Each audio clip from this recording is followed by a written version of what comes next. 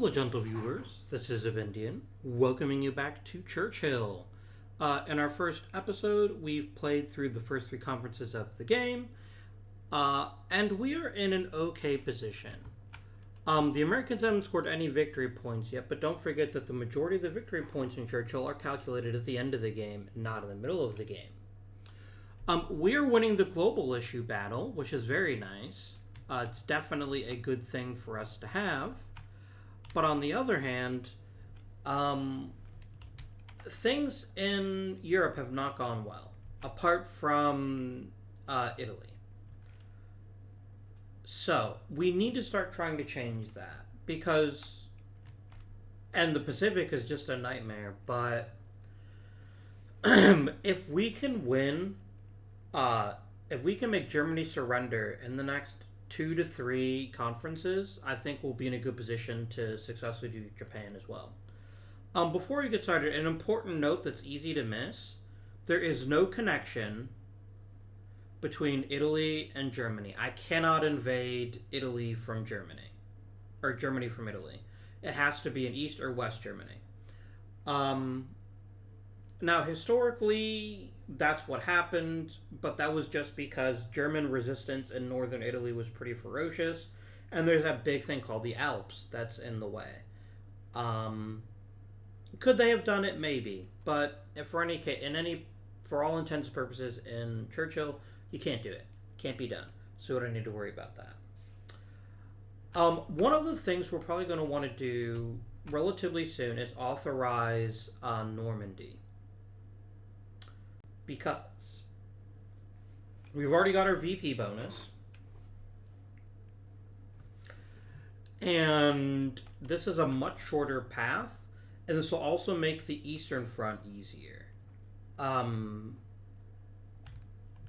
But let us check Conference 4. We're in Cairo, Sextant. All right. I am being told I must spend one of my production in the CBI theater, so we'll do just that.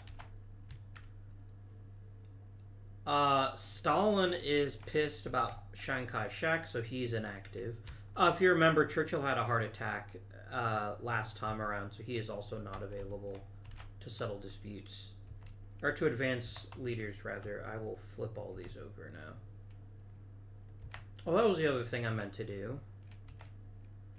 We need to reshuffle. We need to shuffle up our decks. I could shuffle one card, but even the game won't let me do that. What's next?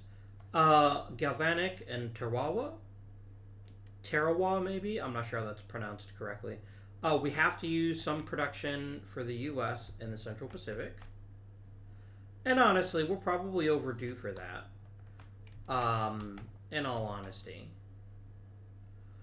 We know that one of the Japanese armies is going to go to the Southwest Pacific. So we'll put it in the entry space, which is down here in Papua New Guinea. And then we automatically place a 1-2 Paul Mill issue, like so, in the center. So there's one issue that we have to decide in this conference. Okie dokie. So Roosevelt has a unique ability to really affect things in this particular conference, because I'm inactive because of the heart attack, and Stalin is inactive because he's grumpy about China. The stage is kind of being set for a big push in the Pacific, but I don't know.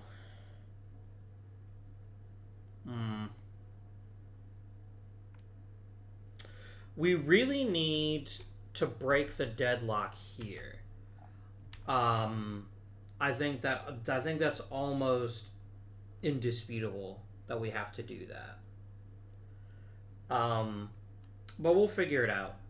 We will figure it out. So it's Churchill and the bots are going to do the agenda segment. So we're going to start... I guess I should pick... Oh, I guess we have to deal our hands first, don't we? Derpy derp. I'm going to go D7. Man, I hope I get... Oh, Clement Attlee. Oh, wow. I'm so excited that I have him because he's really powerful, but only if Churchill's not active. Which he's not. So that's lovely. So what does this tell me that I want to push for? Attlee is my ace in the hole. Sir Percy Noble, his one special ability is no longer useful to us. So I'm not terribly concerned about what I do with him. And I definitely don't want to waste Alan Brooke on it. I'll be honest, I'm probably going to accept not setting the agenda this time around. And the way I can burn one of these cards, it doesn't have a great benefit to us. Yeah, I'm going to say, Sir John Tovey, you are my agenda card. And I'm deciding this first because otherwise, if I know what they're doing, then... Alright, so we're going to roll 1d6. It's a 5. And this means they want to play their second lowest value card.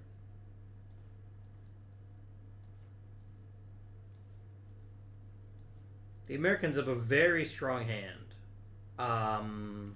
Very strong indeed.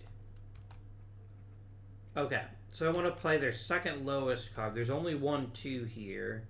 But he's actually a 4, so he doesn't count. He's a 4. You're a 4. So then it actually comes... No, it has to be the second lowest. Oh, no, wait, that's right. Attributes never count during the agenda segment. That's right. That's 100% correct. The only time that attributes count during the agenda segment is if it specifically says that it does. Let me triple check that before we go too much farther. One thing I want to apologize about in the previous video, I know I stopped a lot to check the rulebook, but it's a complex game, and I want to make sure that I'm giving you guys as accurate and experience as possible. Agenda segment. No, we're not quite there yet.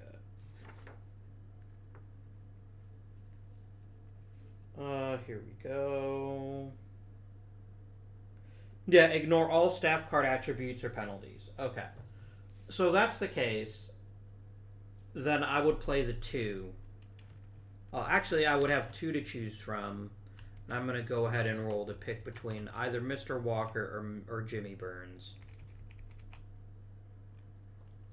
I got a 4, so that's going to be Jimmy Burns. Now, what about Comrade Stalin? What are you wanting, my dear friend? I know he's not my friend. I wouldn't want him to be my friend. Also, he's dead. So, that is a thing. Alright. Quick scan of the Soviet hand. They've also got a very powerful hand. With 2 5s and a 4. And especially since I can't use Churchill, I'm probably not going to be making a lot of noise. I have 2 trump cards in that I have Clement Attlee, who's extremely powerful and will never be more powerful. And I have potentially Alan Brooke. But this is probably going to be the kind of conference where we're going to be quietly just manipulating things from the sidelines rather than taking a leading role. And I'm completely fine with that. Okay. So we need to roll for Uncle Joe, and he says 5 as well. I've got 2 1s to pick from.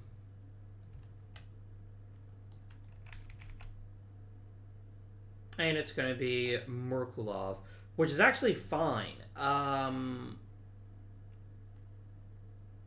Because this should not trigger his ability. So, that's interesting. We actually have a tie to determine the winner of the agenda segment.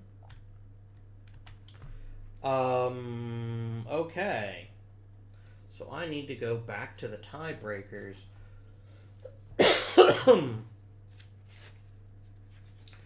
But I'm pretty sure, in all honesty, here we go. They can use an active leader to break the tie. That's dumb. Roosevelt will not use himself to break the tie because no one else is active. Oh, shoot. Because I'm the UK, I get a +1, don't I? Yeah, so national characteristic. I actually got a 3. So which means I actually won the agenda segment. Which doesn't thrill me, but I'll take it. I kind of wish I hadn't, but there's nothing I can do about that now. I'm very frustrated by this stupid zone. Is there a way I can get rid of it? There has to be.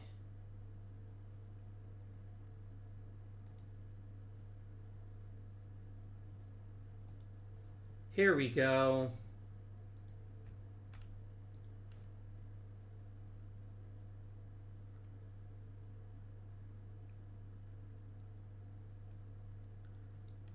There we go. Problem solved. Wow, I wish I'd done that before. Oh well. So now I can take good old Jimmy here and put him there. Oh my gosh, now that I know how to do that next time we play Tabletop Simulator, I think our lives will all be a lot easier. Here is Sir John Tovey. And there is Merkulov. So I do win the agenda segment, which means I get to pick my specific issue. So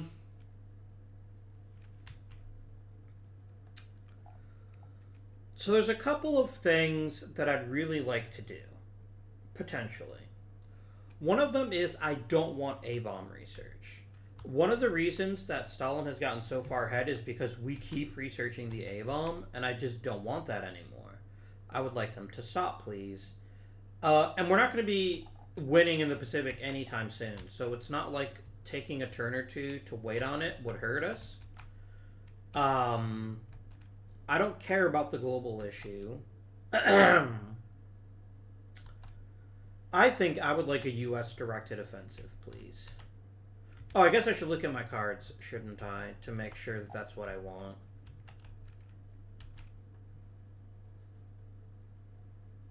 Yeah, I've got a nice bonus here for U.S. I've got a couple bonuses for directed offensives, so that's what I'm going to do. I want to have some say about what the U.S. does. Right. Next we go to Stalin. And you know the drill by now. They will always, always, always keep the strongest card attribute combination for last. Which is going to be Timoshenko. So I'm going to set you to the side. And then what does it say here? Pick the next.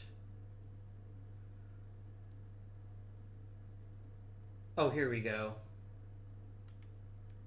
Oh, so it's just purely based on his entire hand. Got it. So it looks like we're probably going to want a directed offensive and a production. So we're going to say U.S. production. And they're probably also going to want a U.S. directed offensive. We want to be able to steer the American economy to our own gains. What about Mr. Roosevelt?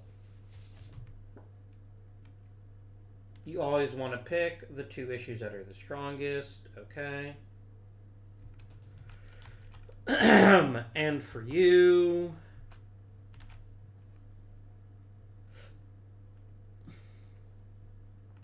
Francis Perkins really great at U.S. production, so we're going to put that in there. And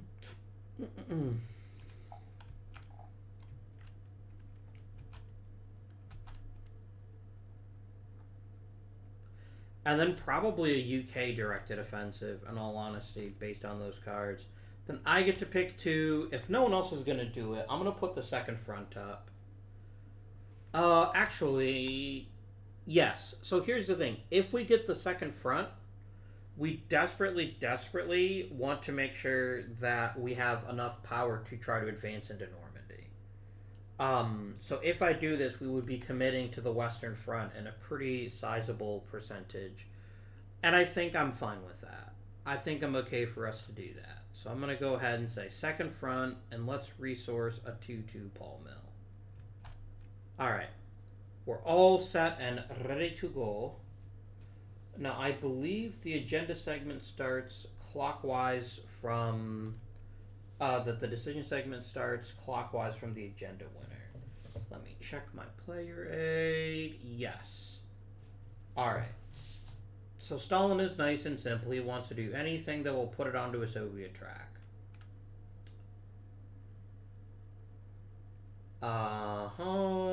And remember, he's going to want to take his most powerful card for last, which is going to be Timoshenko. So I'll set you off to the side. Budyonny is a very powerful opening card. And he can basically grab what he wants. So there are 1, 2, 3, 4, 5, 6, 7, 8 issues. I'm going to roll the 10-sided die, and on a 9 or a 10, I will re-roll it. 3. 1, 2, 3. U.S. production moves to 5, and we play Budyonny.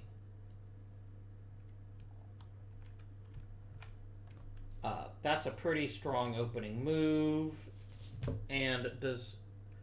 So you will only ever debate A-bomb and global research. So, no biggie. Americans don't care, I don't care. Now it's the Americans' turn.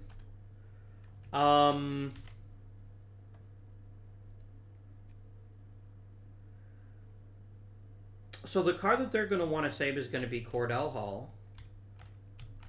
And I think they're going to play Francis Perkins, and they're going to pull the other U.S. production issue 4 over to them. Sorry, not 4, 5, right? Yeah, 5. And again, I have no particular desire to debate this issue. I don't care. But Stalin might. Now that's the thing. It specifically says here, if they debate it, would put on the Soviet track. And so it says here, for Stalin specifically, I'm only supposed to use Stalin if it would take an issue off of the Soviet track. So do I have a 6 here? I do.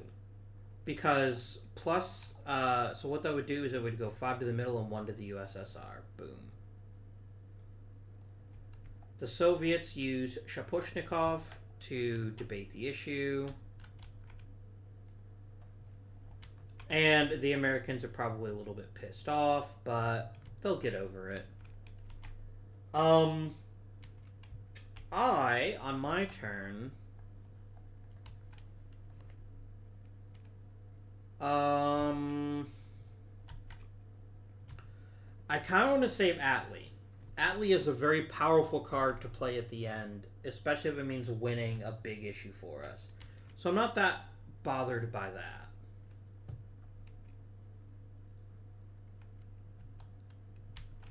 Do I play Alan Brooke and try to take one of the U.S. directed offensives?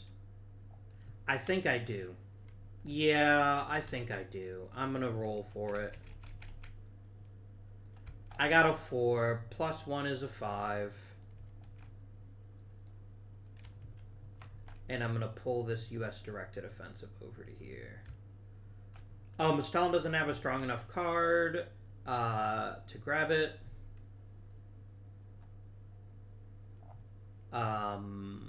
Roosevelt will never debate anything that's not the A-bomb or strategic materials. Sorry, it's A-bomb or global, though. Isn't that actually right? Yeah, A-bomb or global. So then it is now Stalin's turn. The AI will always, always, always pass if they've debated. So they will take no action, which means you come to Roosevelt.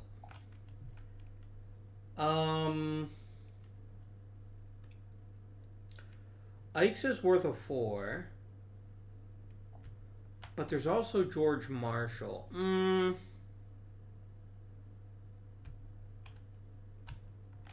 All he would need would be a 4. So there's basically, if he got a 4 or higher, he could rip that directed offensive over to the U.S. And dictated based on the cards that we have, it dictates that that's what he's gonna. That's what the AI player's gonna do. He's gonna roll for Marshall, and he got a 2.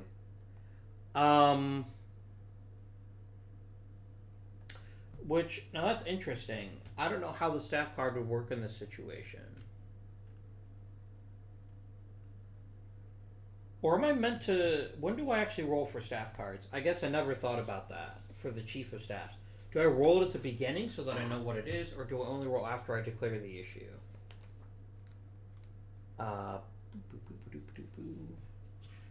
When do I roll?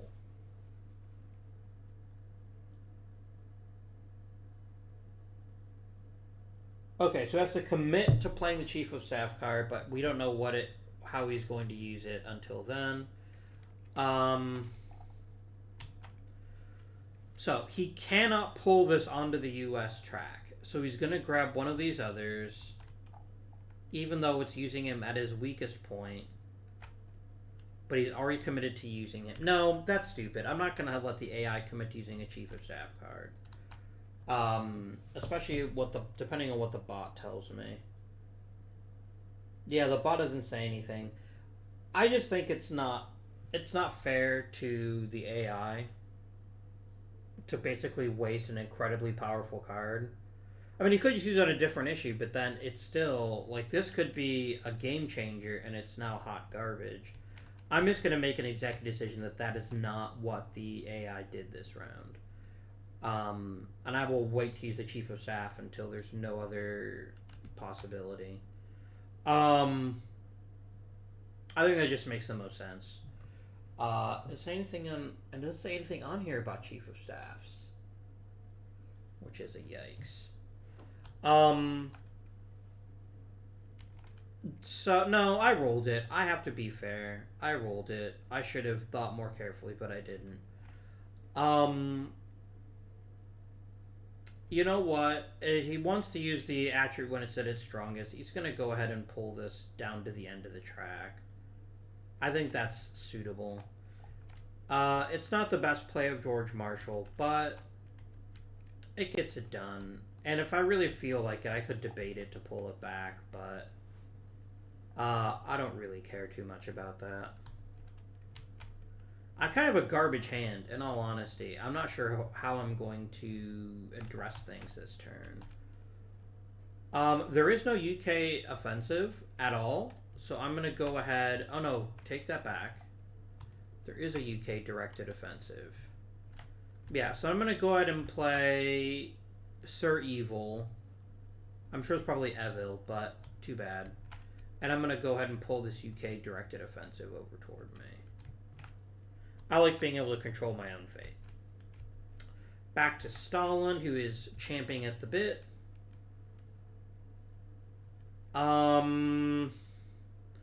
Strategic materials aren't even out here this turn. So you're going to go ahead and play Novikov.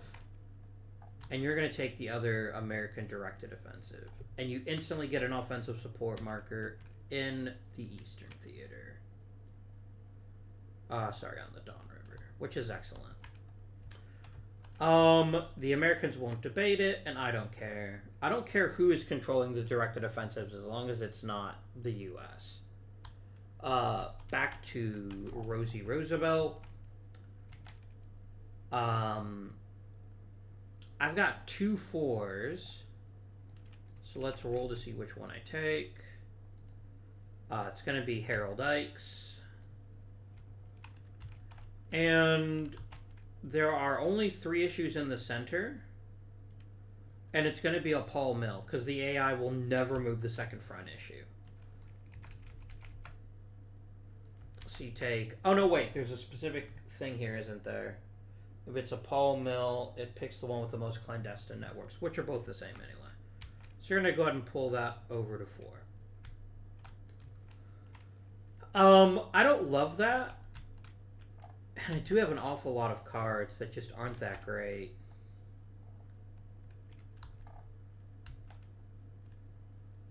Like, I could use Sir Percy to debate it, just to pull it closer to the center, so that I can make a move on it later on.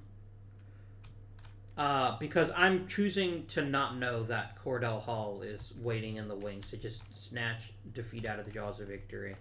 But I'm going to go ahead and play Percy Noble, because he's otherwise kind of garbage. And I'm going to pull that too closer to me. I got the first choice to debate. Actually, no. That's stupid. Why would I waste that card when I could just have Churchill do it? I mean, I do have to... If I do that, I have to roll... No, it's not worth it. I don't want to take a chance on him having a heart attack. I need him for the next conference. So, that's fine. Just me being a dick. It is my turn now. I know I could pass, but I'm going to choose not to.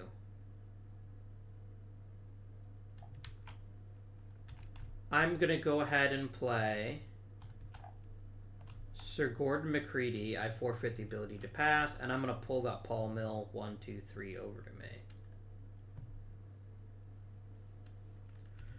Because I've got a lot of potential here to do some very cool things, but I can't do those cool things if I don't have Paul Mill issues.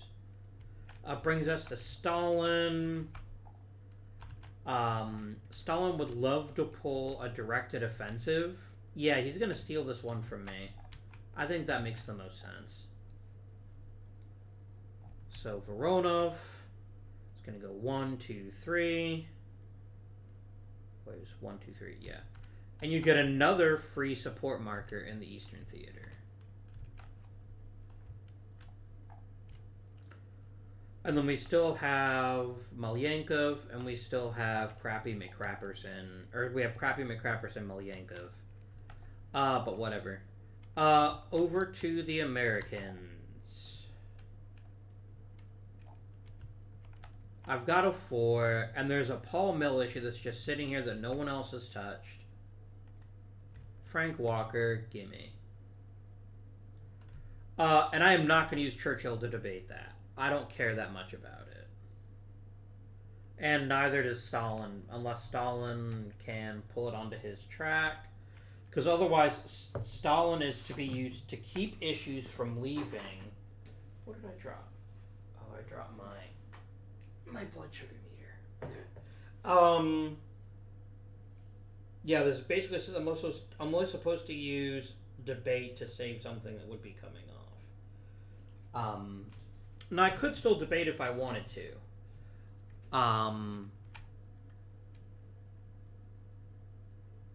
Debate to pull that back over toward him, but he honestly, his only card is a 2. That's not going to get the job done. So, he's going to let it go, and it's now up to me. I'm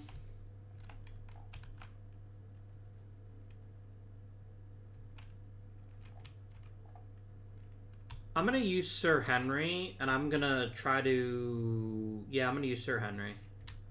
I'm going to go ahead and pull this Paul Mill 3 closer to me. Because I really want at least one of these to be mine, if I can manage it. And that would be a good thing. Stalin won't be used, and it now goes over to Stalin. So here's the interesting thing.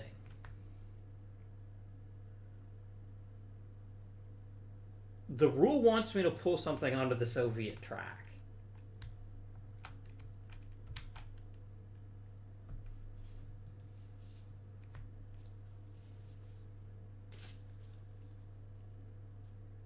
But, no, that makes no sense. Yeah, I'm not going to do it just for the sake of winning. Like, Stalin wasn't that stupid. Because technically the rules tell me that I should pull second front over to him. Which would just be the stupidest decision. And I'm wondering if maybe there's a misprint on the Roosevelt bot, because the Roosevelt bot says it only cares about A-bomb and global issues, and then that it doesn't care about second front issues. which just doesn't make any sense to me. So I'm wondering if that's meant to be in there, because the second front matters a great deal to the AI, or to the Americans. I'm not going to do it. I'm going to instead play a card. I'm just going to use Malyankov to pull this a bit closer. Because that just doesn't make any sense to me, that would be something that they'd want. Over to the Americans. The Americans are going to go ahead and play Leahy. Is there a directed offensive they can pull onto their own track? There is. So they're going to do this. 1, 2, 3.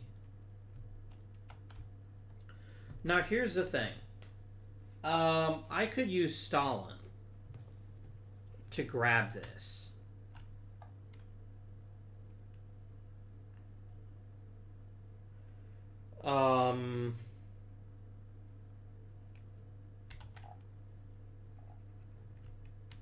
Timoshenko is an incredibly powerful card, but if he debates this, he can pull the directed offensive over.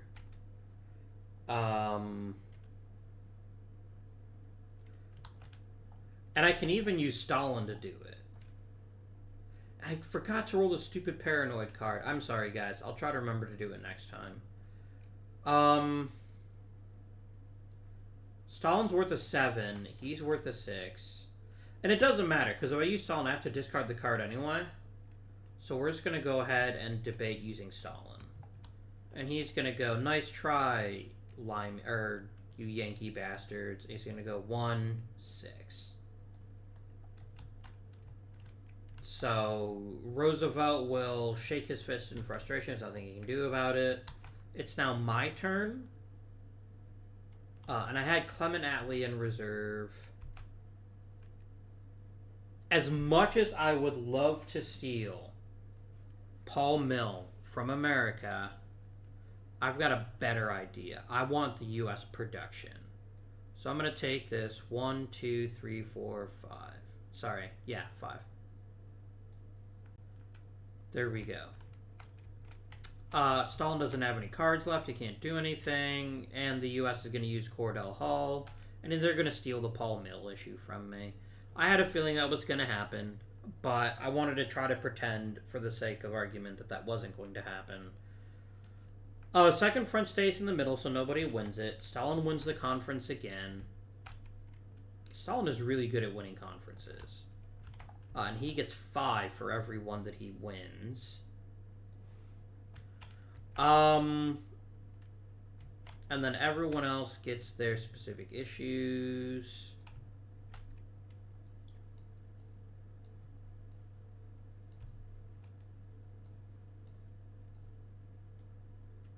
Okay. So, the conference is over. Now we go to the decision segment. And we always start with the person who won the meeting segment, so the next person then would actually be Roosevelt. Will get to go first. Directed offensives, he doesn't have any. I have one. So, now it is my own directed offensive. I get to pick where it goes. I'm going to direct myself to help out the Western Theater. Because breaking into Normandy is much more important than just about anything else that I could do this turn. An early landing at Normandy could really change the complexion of our success in Germany. And yes, I'll get victory points at the end of the game if I get here, but I'm in no rush.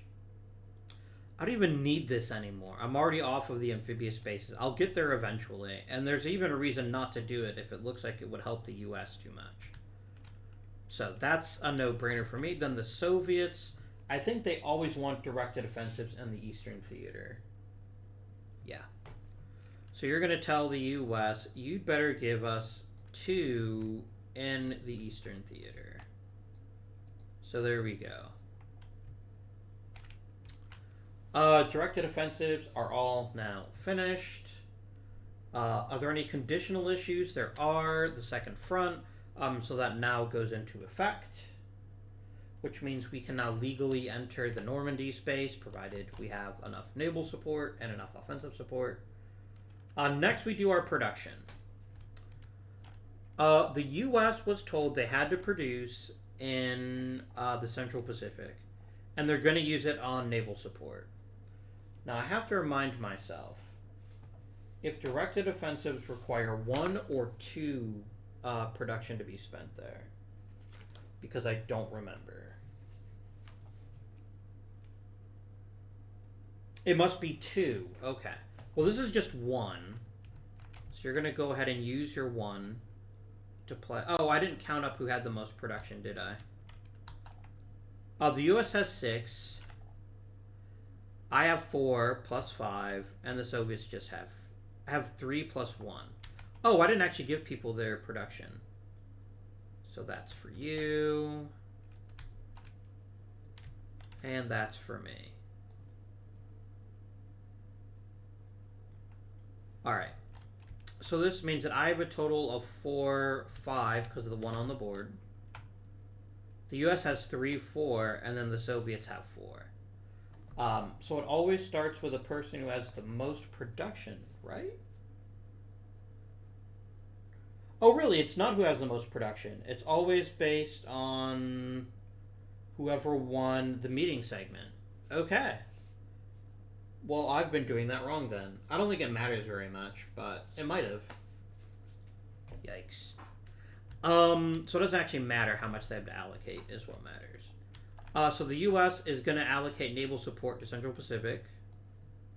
They don't have a choice. Because if they don't, then nothing good will happen to them. And then I'll put this on Roosevelt's head. They then have to spend...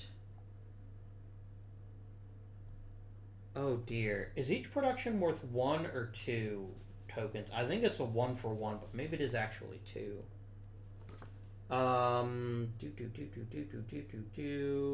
Production 6.3.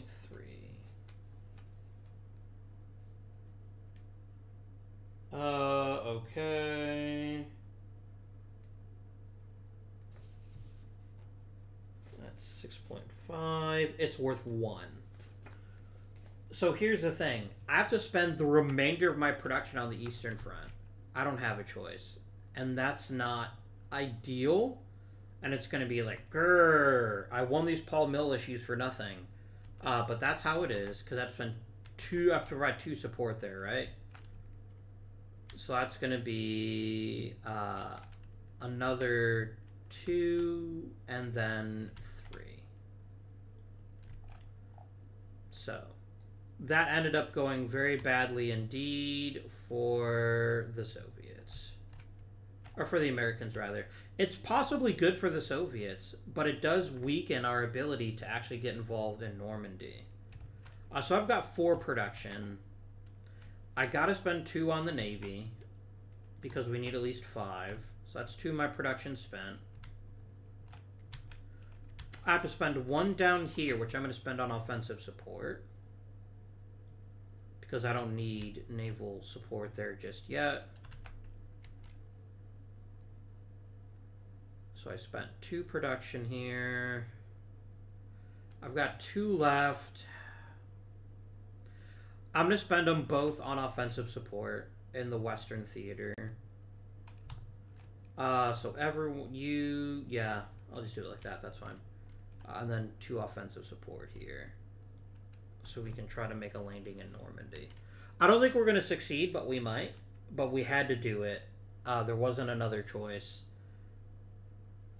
And I think it's going to work out. I hope it works out for the best. We'll see what happens.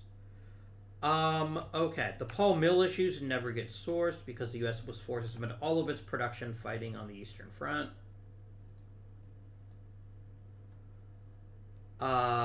And I forgot to do the Soviet production, didn't I? Okay. What are the Soviet production rules? I'm pretty sure they just say put everything in the Eastern Front. Yeah. So you've got 4 production, and it's all going to go on the Eastern Front. So I'm just going to place... This is pretty ridiculous, actually, and it might be a breakthrough. Because that's a lot of offensive support in the Eastern Theater. Great. So it's all the issues are decided. We do get to play our clandestine networks, though. We'll each get one.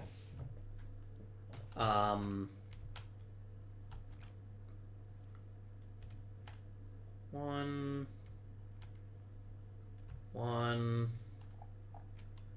Is there a special bonus with Stalin? Only if you play it on a Paul Mill issue. Okay. That's fine.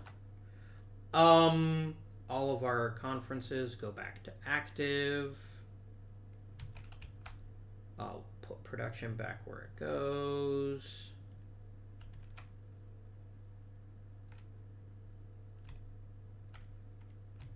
Which includes pulling all of the production off the map.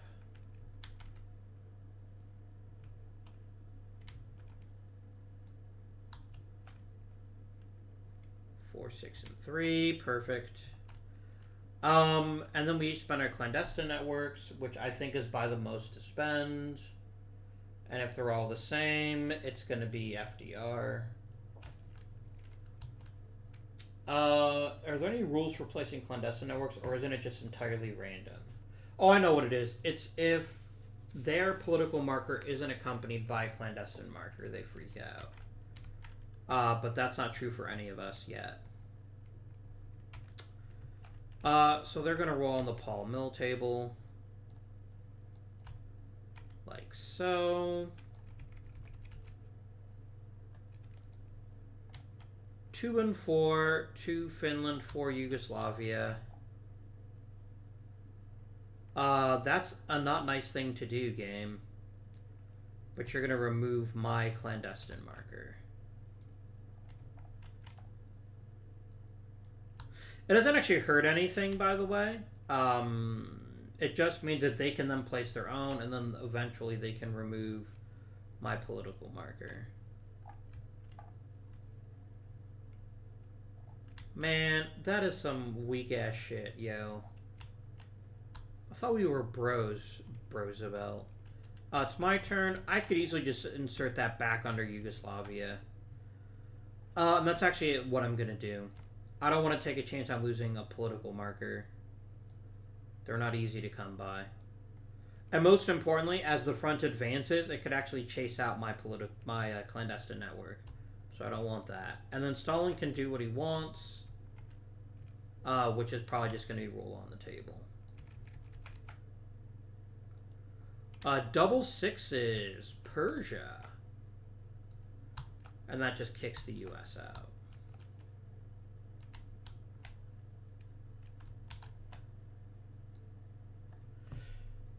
Okay, clandestine networks. Yeah, the whole political element to this game is pretty interesting because there's so much flexibility in it. And things often change, so...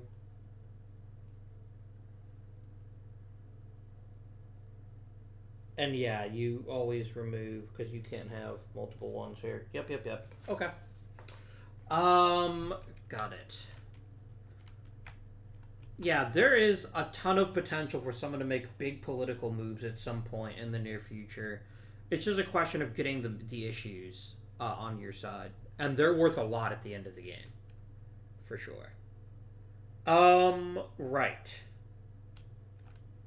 Now it's time to settle the war. So we follow the rules here. If anyone is attempting to enter Germany, they're not. One German army always goes to the Russian front.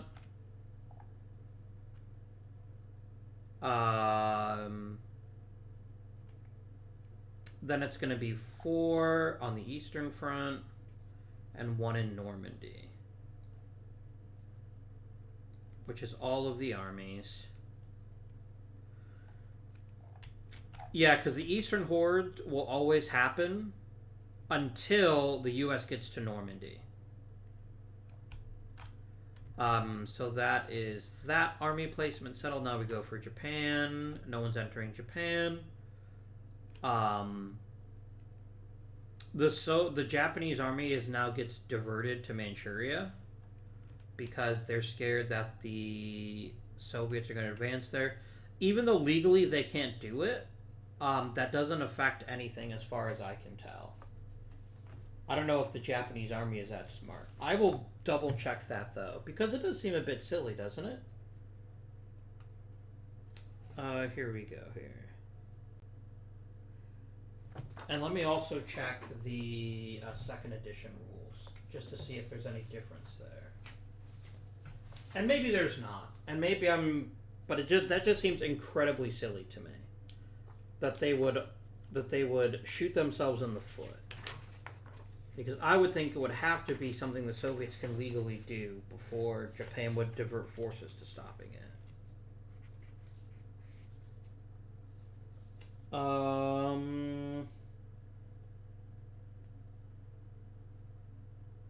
Nope. Okay. And I guess that makes sense from a political standpoint. Like, you don't know that the Soviets aren't going to attack, so you better darn well spend some time making sure that you're prepared for that.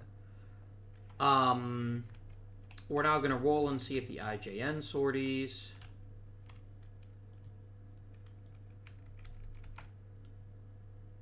It does not. And so the last army gets added randomly.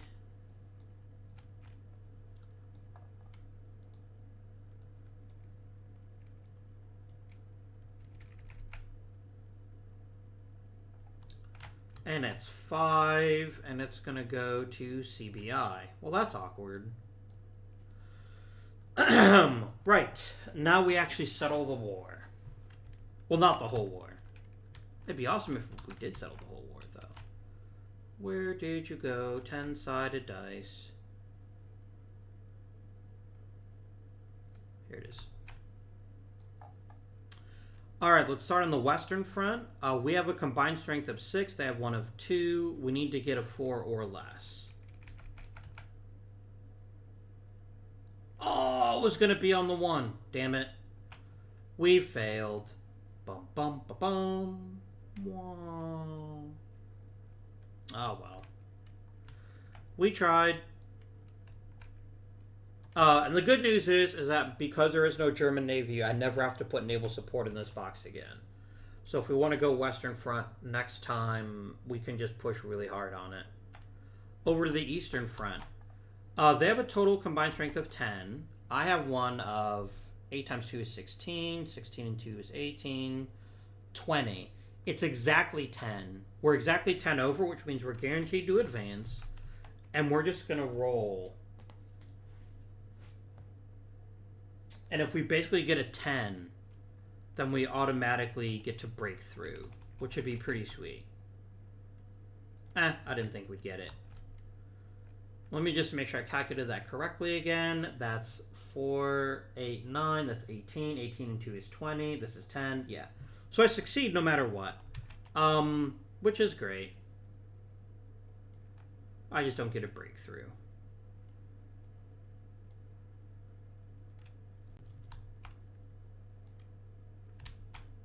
Okay. Over to... Oh, I have to at least attempt to advance. There is no opposition, so I still get to roll. And if I get a 2 or less, I still advance. I didn't even think about that. What number is that? Okay, that's a 5. Alright, that was hard to see. I mean, a 3 wouldn't have mattered anyway. I cannot legally advance here, so these Japanese armies go back home, convincing themselves they did a good job. This is 4v2, so this basically means that all I have left is I have to get a 2 or less. I fail, as I always do.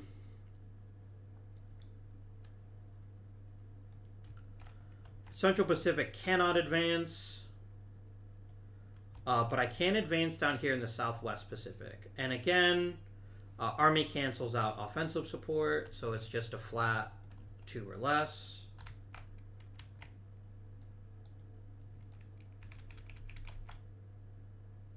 And we fail again. Well, that was not a very exciting war turn, was it? I mean, the Eastern Front advanced, which is always great news, but we still got a long way to go. And the Second Front can now be selected once again. So we're like, sorry, Stalin, we tried, we failed. RIP. Americans, you get your dice back, and it is now time for round 2. Or I should say, Conference 5. It is Tehran, Eureka. Eisenhower is given Shape Command. We have to place the European Theater Command issue. Oh shoot, I never gave myself my bonus support for either of these theaters, did I? And we got a 3, didn't we? It wouldn't have mattered. Would it?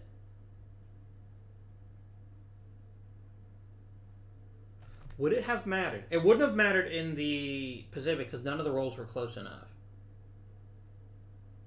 No, I got a 9 in Normandy. That's right. So yeah, I didn't place it. Shame on me, but it didn't matter. But the European theater leadership issue is going to be in the center. Oh, very nice. The Scharnhorst was sunk, which means I get the Murmansk convoy production bonus. Very nice. JCS deadlock, so there's a U.S. directed offensive that must be placed here. Oh boy, a German army goes to the Eastern Front. What a shock. And then there's a partisan dispute, and we roll 1d6. And if we get a 1, 2, or 3, then we roll. We got a 5, so nothing happened. Alright. Now let us deal out 7 glorious cards for each player. Oh, really? Because there's no player hand field? I have to do it manually? That's fine. I didn't think of that. It's not. It's alright. It just takes a little bit longer, and I like being able to place cards wherever I want to instead of being blocked. That's their 7. 2. Ooh, Anthony Eden. 4, 5, 6, and 7.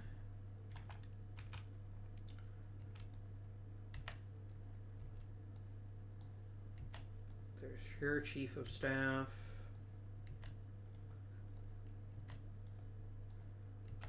All right. Who would I like to devote to the meeting segment?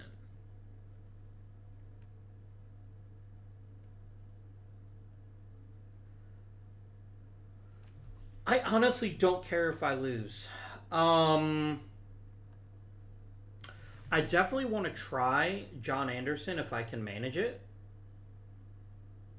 Oh, before I do anything else, I remembered this time. I'm going to roll for paranoia.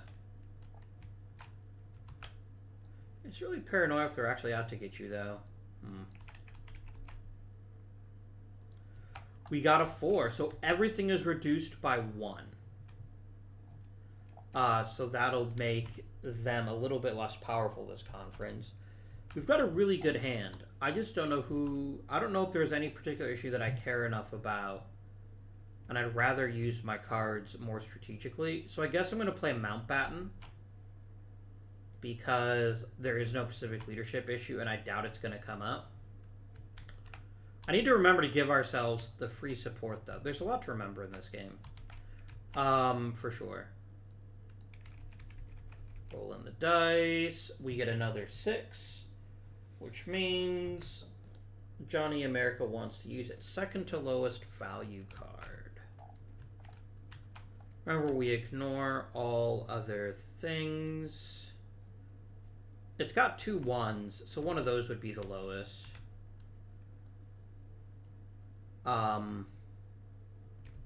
This doesn't make any sense. Ernie King was the commander of the Atlantic Fleet. I don't remember him being Pacific first. Maybe he was. I don't remember off the top of my head. It's been a while since I've done research. Okay, so they're going to use Hap Arnold as their guy.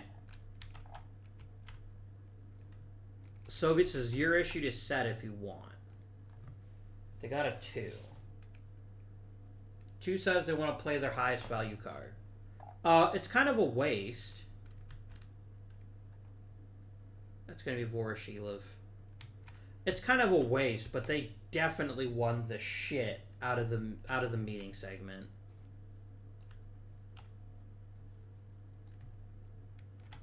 And what would Stalin like the most? I also didn't do last turn. I didn't do the initial advancement on the agenda. I'll get better. Look at the highest value card in the hand, and then pick an issue aligned to it.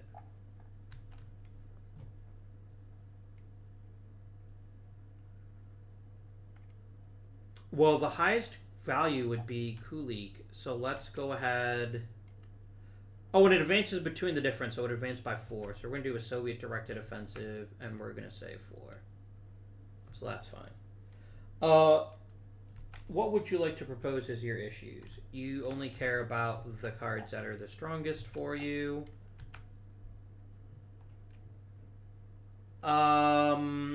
Strategic materials is Harry Hopkins' biggest issue, so he's going to vote for that. And then you would also like... I'm going to say it's going to be a global issue, because you can't place the same thing on there twice. So you're going to want a global issue.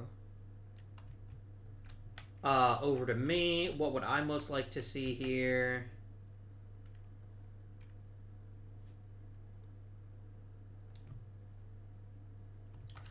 I think I want a Paul Mill issue for sure. Let's go for 2-2.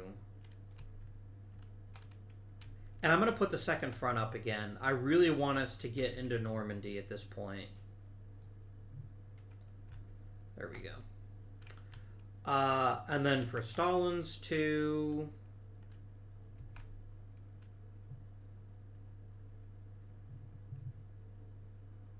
he's going to push for A-bomb, and he has no issue. And U.S. production.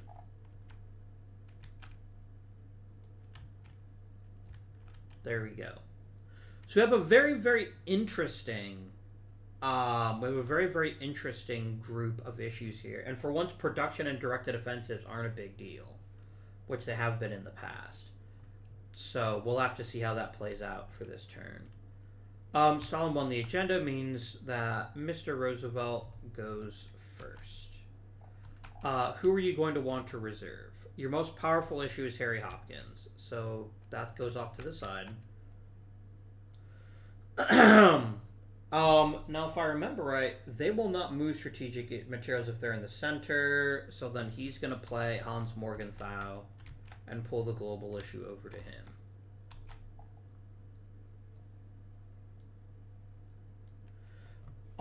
Do I care about that? Well, if I look at the global AI, which hasn't come up yet, it'll always pull from neutral. So then I actually don't care. I'm happy to let them win the issue. Would Stalin care? Does he have a card that would offer a boost to a global issue? No. And yeah, Stalin is the king of the A-bomb, so we also don't care about that. Over to me. I would love European theater leadership, to be honest. But I think my European theater leadership card, this only says if there's a change. And we're not playing for a change. Also, then Cunningham has 2 ends. But, so that's not so good.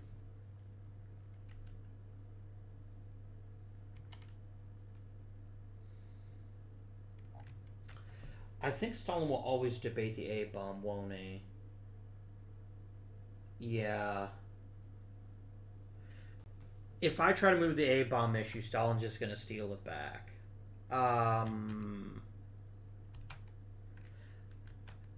have some pretty cool Paul Mill bonuses, but only if they're on other tracks. You know, I'm going to go ahead and play C.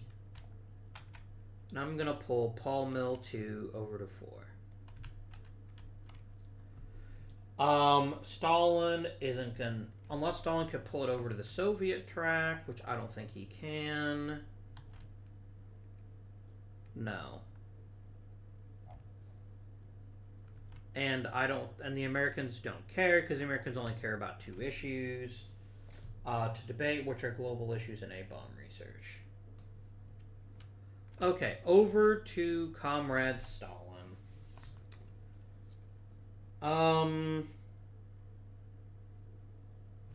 Yeah, we instantly use... I'm sorry, I have to subtract 1 for... Oh no, they've literally only played their debate card. Yeah. I'm going to play Stalin. He is not a staff card, so he is not reduced by his own paranoia. And you can get rid of... I'm going to have you roll to either get rid of Meretskov or Zhdanov. Meretskov. That's a real shame. I was hoping to get to play to that one. Oh well. But Stalin has been played. He is now inactive, and he says, A-bomb mine. Would FDR debate the A-bomb issue? I think he would. But it would not pull it onto his track. It would just pull it to the middle. And I don't think you have your own A-bomb guy. So yeah, the Soviets are going to win A-bomb research. It makes sense. It's their big issue. America, you are up. What would you like to have happen?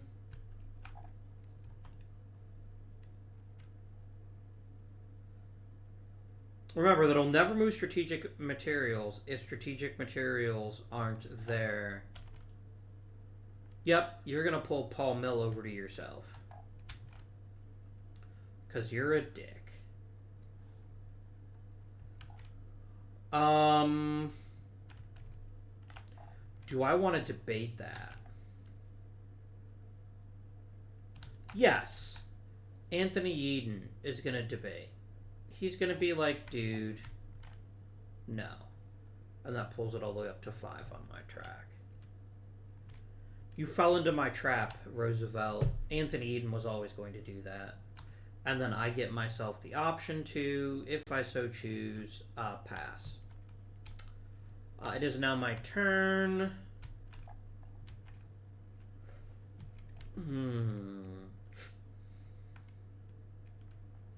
I'd kind of like to win that European theater leadership.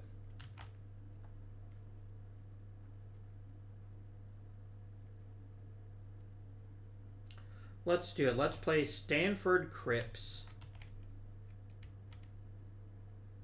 To move that to a 5. Stalin can't maneuver that, and Stalin can actually never win that issue, so he won't debate it, and we already know that they won't either. So it's now Stalin's turn. I lose the ability to pass, by the way. Real shame, but oh well.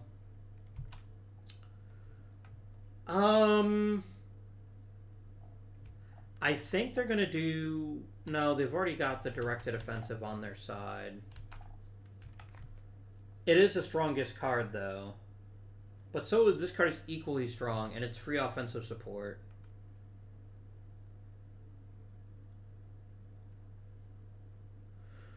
The other possibility is production. And there is this tantalizing U.S. production that will get pulled toward them, no matter what. I'm going to roll Zhukov.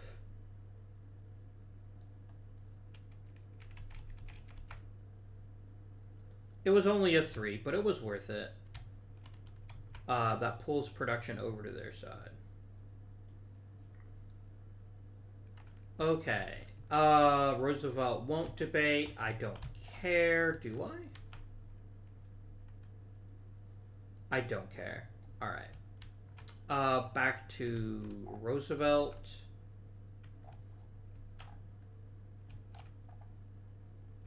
Oh, wait a minute.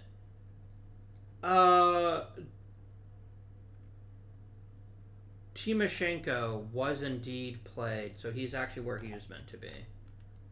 Okay. Timoshenko, I think, was the one I was meant to keep, wasn't it? Because Voroshilov... I'm so confused. I think I was meant... You know, I'm just gonna rule that I'm gonna keep Kulik. Because it's got the highest combination of attributes and shit. I think I screwed up. I think I should have kept Timoshenko for the reserve thing, but I forgot to do it, so... Oh, well... And yeah, the U.S. production issue is actually only 2 because, again, paranoia. God damn it, Stalin. America.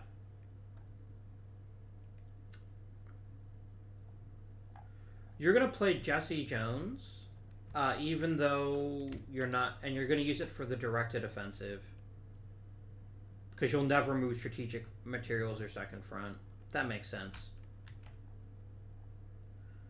Right. Stalin won't debate that, would he? That would drop to a 3, but then go back up to a 4, but that's not enough to pull it onto the Soviet track. And none of these others are that powerful. I want this to be the second to last card I play to just make sure that Beria isn't that bad, but oh well. Oh, hang on. No, you're not worth it. Alright, so you're done. Over to Churchill.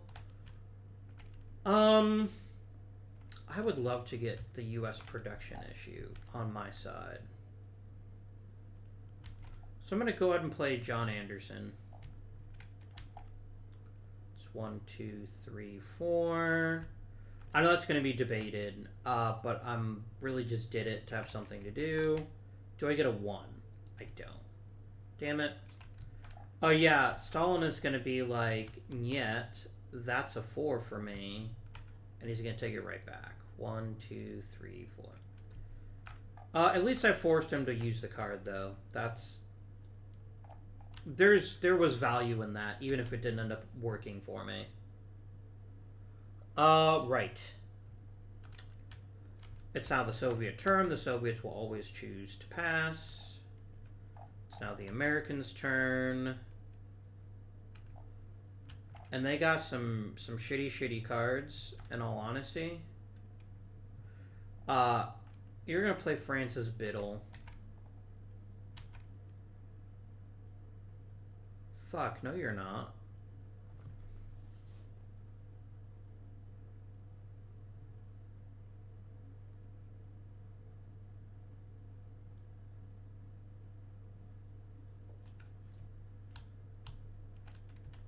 Yeah, that's what sucks, is... Yeah, it's only going to move up by 2.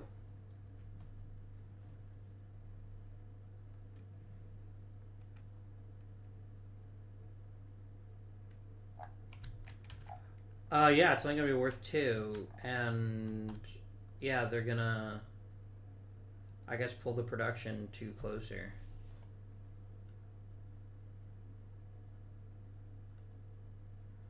Because that moves it closest to the U.S. track. Stalin wouldn't care, and I don't care. Unless I could debate it to pull it onto my own. And I've got 2 fairly crappy cards. Oh,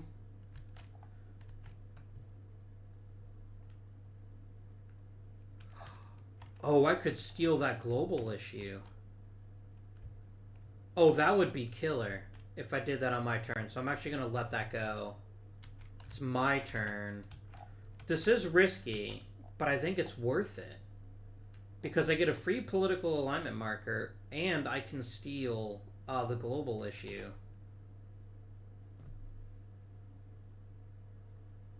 Now, if I take global issue, do I have to choose to move it? Or can I choose to not move anything? Because that would be what I would do with it.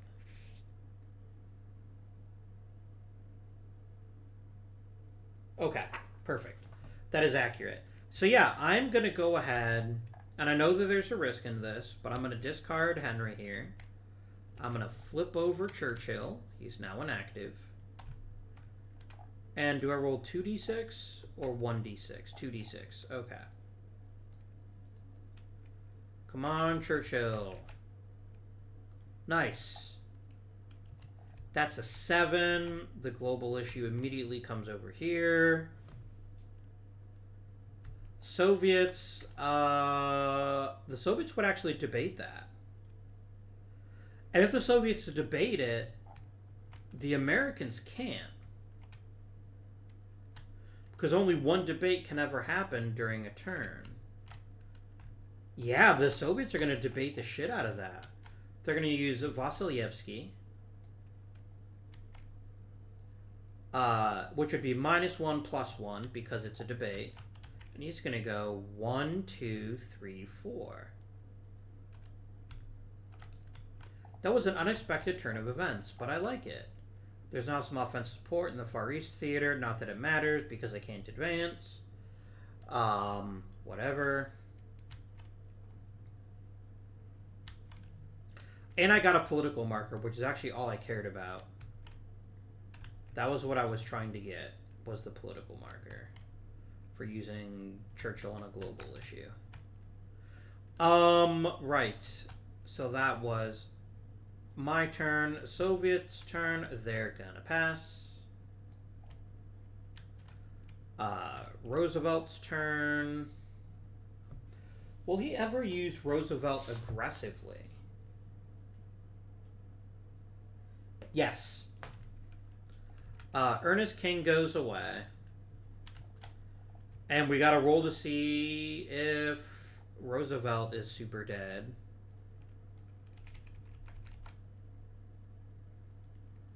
That's 7. I gain a political alignment marker because it was on the Soviet track. And I'm gonna go 1, 2, 3, 4, 5, 6, 7. And the Soviets can't debate that, and neither can I. So we flip over FDR. He's not dead yet. And it comes back to me.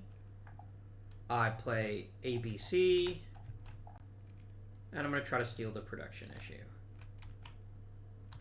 And the Soviets, quite predictably, are going to go, nuh-uh. And they're going to try to steal it back. That is 1, 2, 3.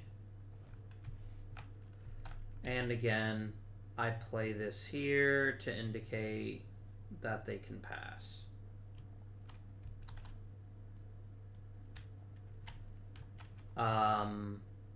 The Soviets then pass. I'm going to pull that card over. The Americans have their last card, who's Harry Hopkins.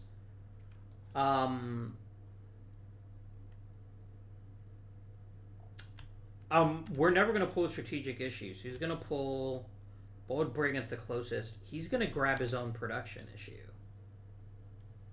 He's going to go 1, 2, 3, 4, 5. I have no cards left, so I can't do anything about it. Would Stalin use his last card to debate? I think he would. That's very on brand for Stalin.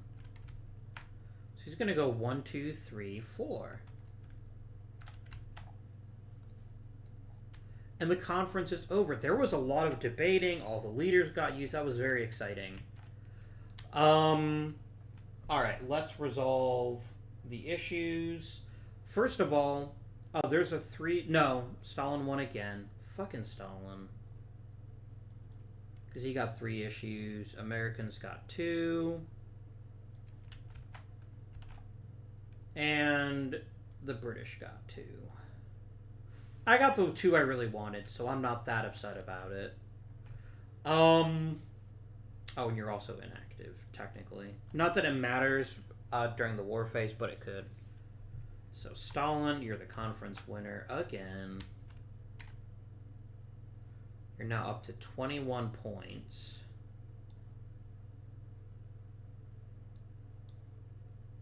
There we go. I got there eventually.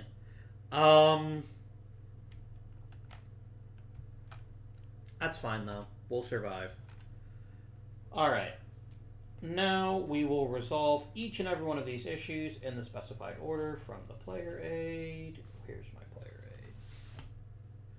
Alright, we always do directed offensives first, starting clockwise the person that won the segment. So, the U.S. has one. Where will the U.S. direct their offensive? In the Western Theater. Alright. Directed. Hey, did we not get one where we had to place mandatory production anywhere? We didn't. Crazy. Any other directed offensives? There's a Soviet directed offensive, and they're going to play that in the Eastern Theater, because they always do. Alright, next on our list is any conditional issues. They're both in the center, which means we can use second front, and everyone gets some extra production. Aww. We're friends. Next on the list is determining production, and then again, so the U.S. will go first. They've got 7 production, which is extremely exciting for them. How are you going to allocate your resources? Well, first of all, you have to allocate 2 to the directed offensive. So I'm going to put 2 offensive support there. Is there anything else that you would like to do production-wise? You don't have a Paul Mill issue. There's no requirement to build in the Pacific.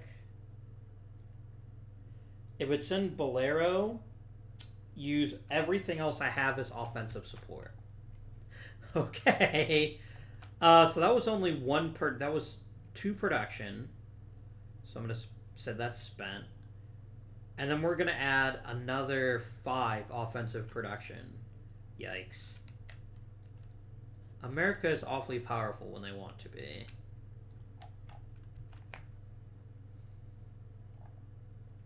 Might even get a breakthrough into the lowlands. That would be pretty awesome. We could really start pushing Germany awfully hard. That would be great. Next up is me. I have 5 production to spend any way I choose.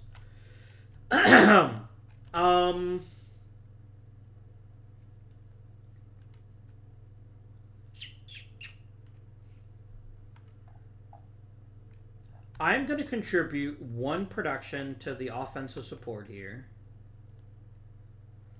because this puts us at a 20. Not 20. 8 times 2 is 16. 16 2 is 18. Let's make it 20. Which basically means that we're guaranteed to succeed, and we've got a really good chance at a breakthrough as well. I've got 3 left, and I'm really concerned about our lack of movement in the UK. Or, sorry, in the Pacific. So I'm going to spend my last 3 offensive support there. Remember, I had to spend it on my front, actually.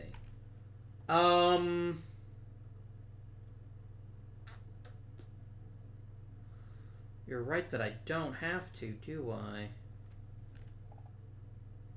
I really want to get the U.S. moving. I think that has to happen. So I'm going to spend 2 on naval support, so that we have the necessary naval support to advance the Central Pacific, and then I'm going to provide some offensive support to the Central Pacific as well.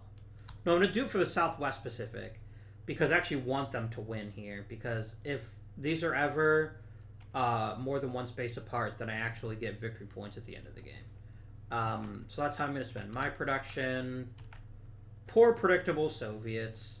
5 production, all 5 to everything. To all of the things.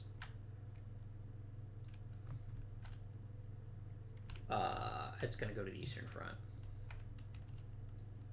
2, 4, 5. Your directed offensive comes back. All of that has been settled. Oh no, wait, shoot. I'm just kidding. I did not provide the offensive support. I actually sourced my Paul Mill issue. That's what I spent my last one on. And I need to put that down there as a reminder. Okay. That was dumb of me. That was nearly disastrous. Theater leadership, we award the bonus support. Because I won the European theater leadership, I get 3 offensive support anywhere in the West. I am going to lend 2 offensive support to this Eastern Front. And I'm going to put 1 down here in the Mediterranean. And then the U.S. gets 1 free support of their choice. And they're going to allocate to the Central Pacific. I believe that's how they do it. Yeah, because it has to be used in the Pacific. And then they'll alternate, so that's fine. Alright, all of our support has been placed. Now we go to... Oh, sorry, we need to do the global issues, don't we? Sorry, A-bomb comes first. What do I need to roll for a success on the A-bomb? Is it a 4 through 6, or is it just a 1 through 3? Oh, I also forgot that automatically Stalin advances and gets his extra 3 points. What a jerk, Stalin. A-bomb roll is, I believe, 4 through 6.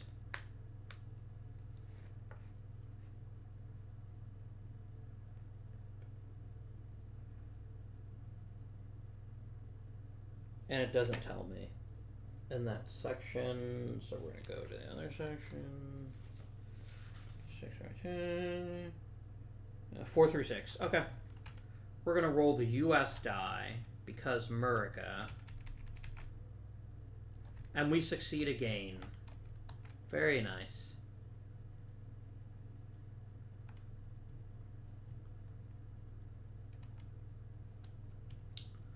But Stalin has been spying on us the whole bloody time, right? Last but certainly not least, we have the global issue. The rules always say it always tries to pull neutral to itself, so it's now United Nations.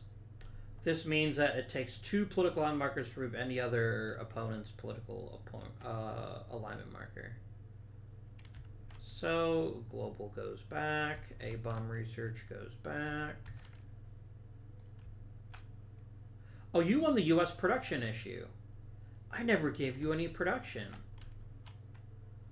So I'm going to take 1 of these support, and I'm just going to send it over here to the Eastern Front, because that's what the U.S. would have, that's what the Soviets would have done with it.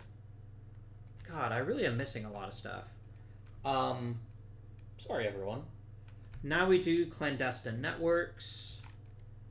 That's going to be 1 for the U.S. and 1 for the Soviets. And I'm going to get 3.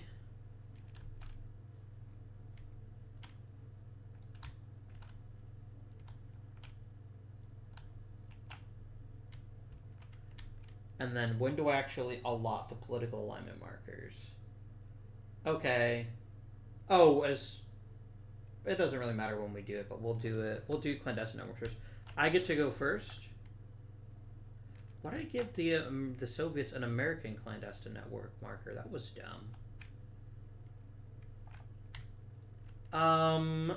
This is a big play for me, and that I can take a lot of places. And the Soviet front's almost guaranteed to advance. So I'm going to go ahead and play 2 in Bulgaria and 1 in the Baltic states. No, because placing 1 there isn't going to matter. And then I guess I will play 1 in Malaya, because only I can have colonies. Then it goes clockwise, so it goes to Stalin. He's going to play his... where is he going to play his?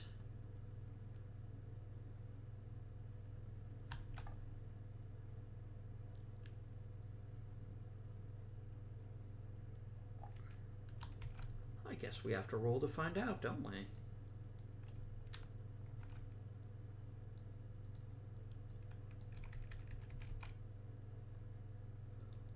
That's 1-6. That's going to be Norway, which I don't think is even a legal play.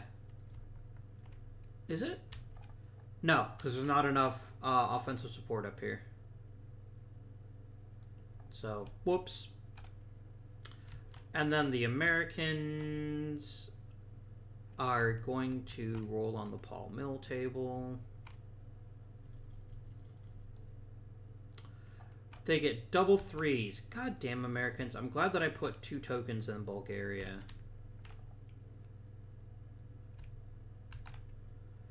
Because you're going to use yours to kick me out. Now we allocate political markers. I get 2 more from the Paul Mill issue.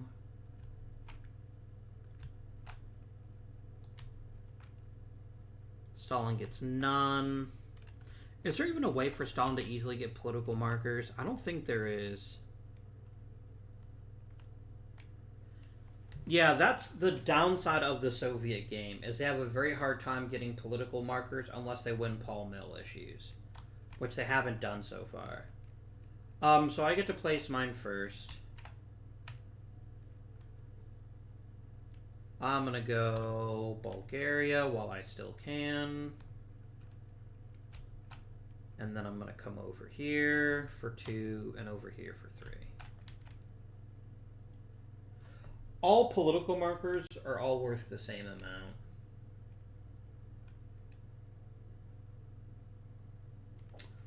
So that's a pretty powerful ability of me. And then the Americans get to play 1. And I think this is one of those if choice pick random.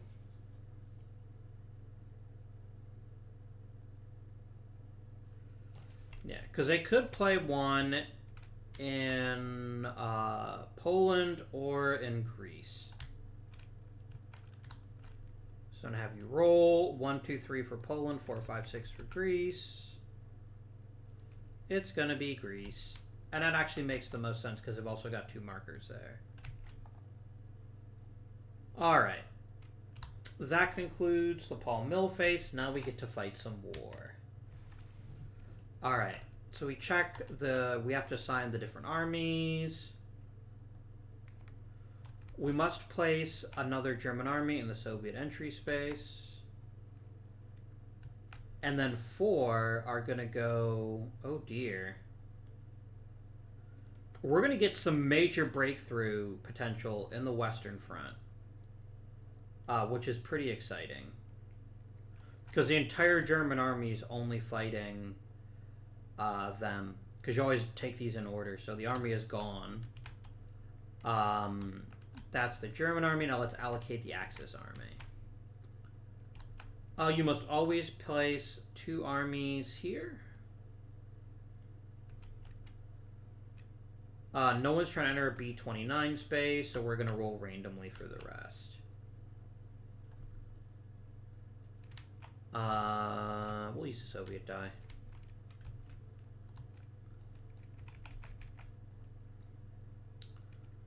You're going to go Southwest Pacific.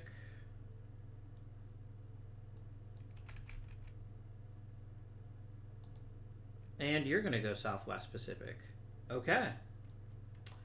Now let's attempt to advance all of our glorious fronts. There's your die back, and I'll take this one. Right. So we currently have an adjusted strength of 5 times 2, which is 10. Wait, what? No, it's 8 times 2. I can't count. That's 16, 18. We automatically move up. And then we get to roll this with a plus 8. Because it was 8 over 10. And hopefully good things will happen. Yeah, nice. We advance all the way into the lowlands.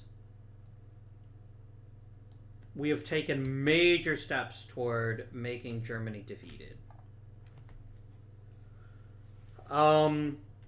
It is now Soviet turn. The Soviets. So let's do this the logical way, right? For every offensive support, I remove 2 armies. So that's 1, 2. Remove. That's 1, 2. 1, 2. 1, 2. 1, 2. This is actually what they recommend in the game manual. It is a little easier to calculate. So now I have a front strength of 6. I need a 6 or lower in order to advance. But no breakthrough this turn. We got a 7. Motherfucker. Alright. So that means we don't advance. That is bad news for the Soviet Union. It could be very bad news. Because they could get screwed out of the big Germany goal. Oh well. Far Eastern Front. Far East Theater can't legally move. CBI can try. They've got to get a 2 or less. They don't. Central Pacific can attempt to advance. They need a 4 or less. They succeed. Hooray.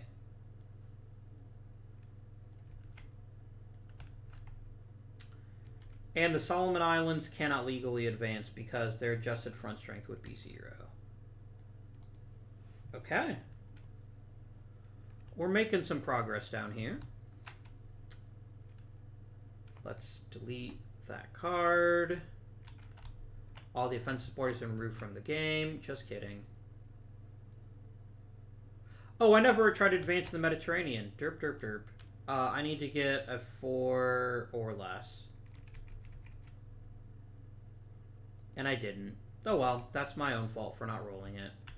I keep forgetting you always have to try to move, whether you want to or not, unless you legally can. Say levy.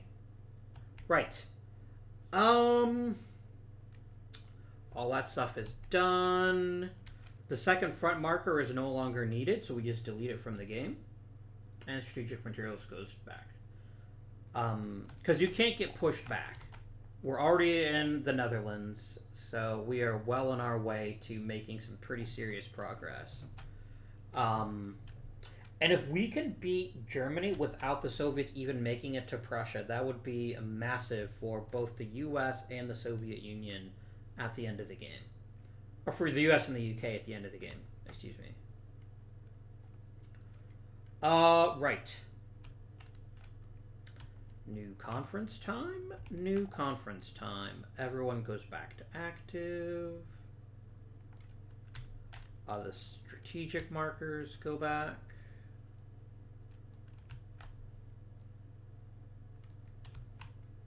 Alright, that all looks fine. Let us check out the next conference card. Alright. London Prime Minister Conference C. Or that might be afternoon, actually. I don't know if that's going to be PM for PM. That's probably PM for afternoon, actually. I must use 1 production in the CBI theater. The Soviets must use 1 production in the Far East theater.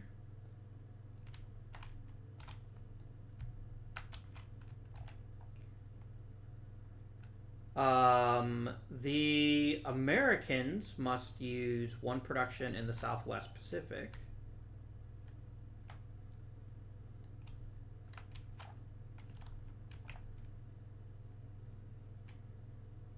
The IJN Reserve is going to go to the Central Pacific.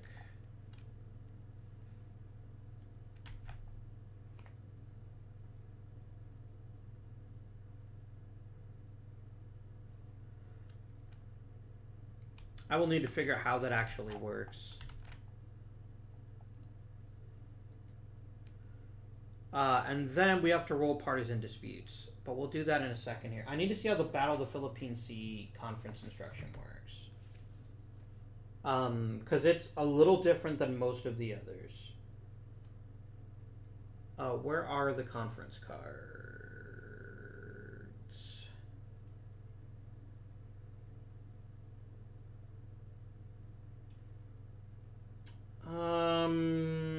Let's see. Japan. Let me see here. What does that stupid card mean? It means something important, and I can't remember what the heck it means. And it's based on what... There's like a special section in here that talks about the conference card. And it tells me what to do with the Philippine Sea battle.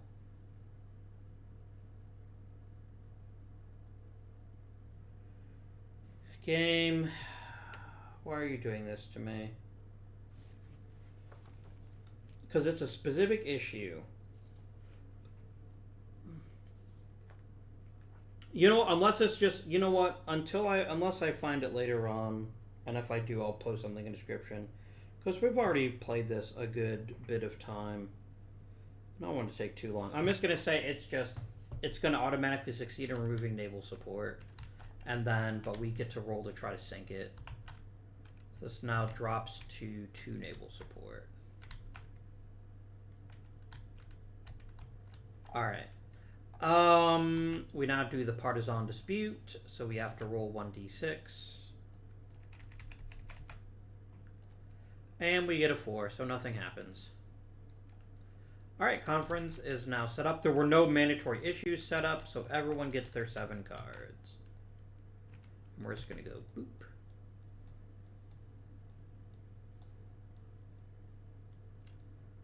There's your 7. Roosevelt is available again. Churchill's available again. I get my 5 cards and then I have to shuffle.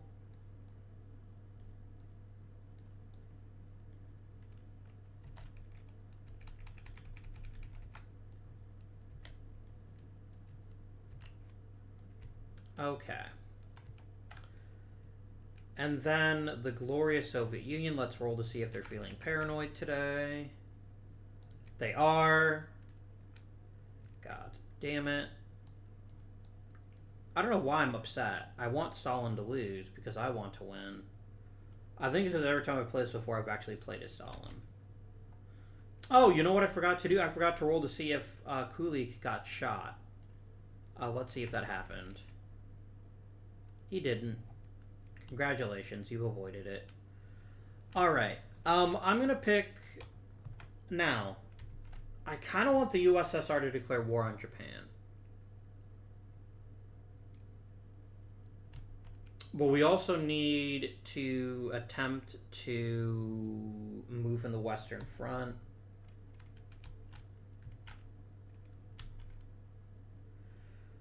I could source a Paul Mill issue. Are any of my cards particularly good for any of these purposes?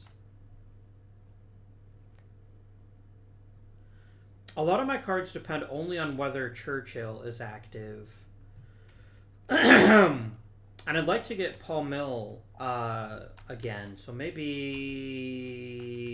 And I get a +1 value. I could use Clement Attlee. That way I don't have to feel forced to play him. And it guarantees that I win, because no one else is going to be able to get a 6. But on the other hand, I don't know that I care that much.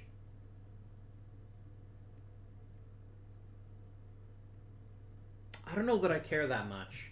I think I'd rather wait and see what other people propose, and then I can make my own proposal. I'm actually going to go ahead and put forward Sir Charles Portal.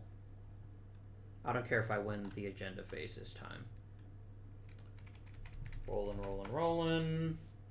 That is a 4, which is the second highest value card in your hand. It's going to be played in the agenda segment.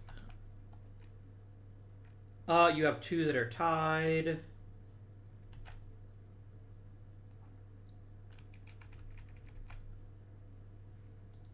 Damn it. I didn't want you to waste Frank Knox. That's a really powerful bonus. Son of a bitch. Oh well. Actually, what I'm going to do to make this easier is I'm just going to place it on top of the discard piles, and that way I can't forget about it.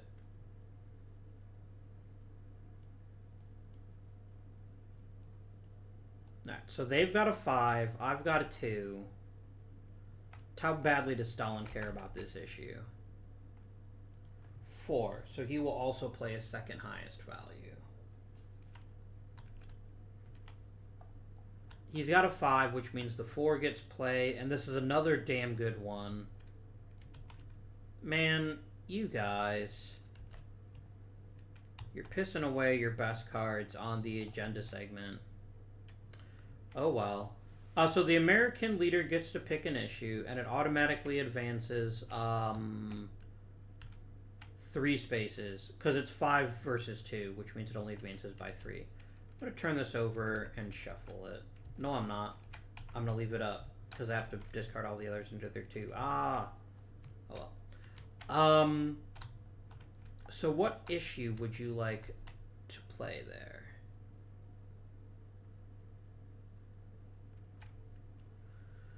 I mean, you've got a +1 for a couple of different Paul Mill issues.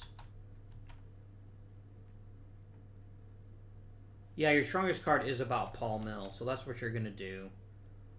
And I think you always want more clandestine networks if you have the choice, right? Yeah.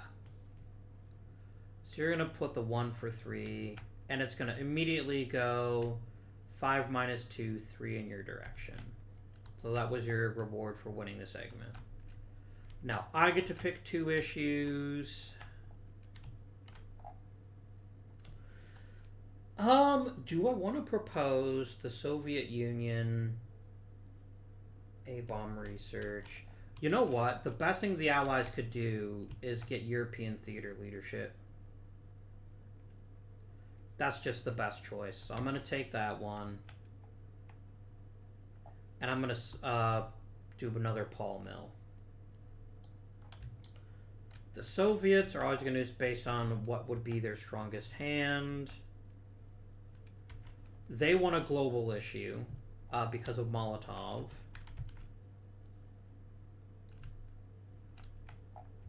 And they want a production issue. I'm going to let them roll a 6-sided die. 1, 2... If it's a 1 through 4, it's a US. If it's 5 through 6, it's me. Fuck. I guess it makes sense. And then the Americans get their next 2 issues. They definitely want another Paul Mill. And they also want US production.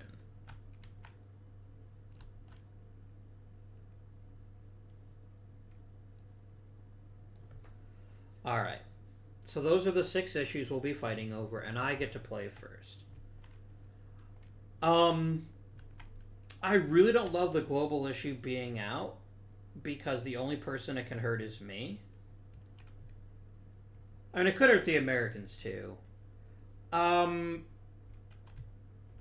I have anything that helps with global issues? I don't. I mean, I could use it on Churchill to gain a political alignment marker guaranteed.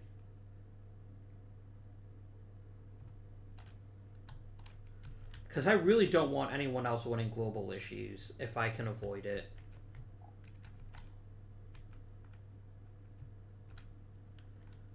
If I do that, though, the Soviets could play to pull it back.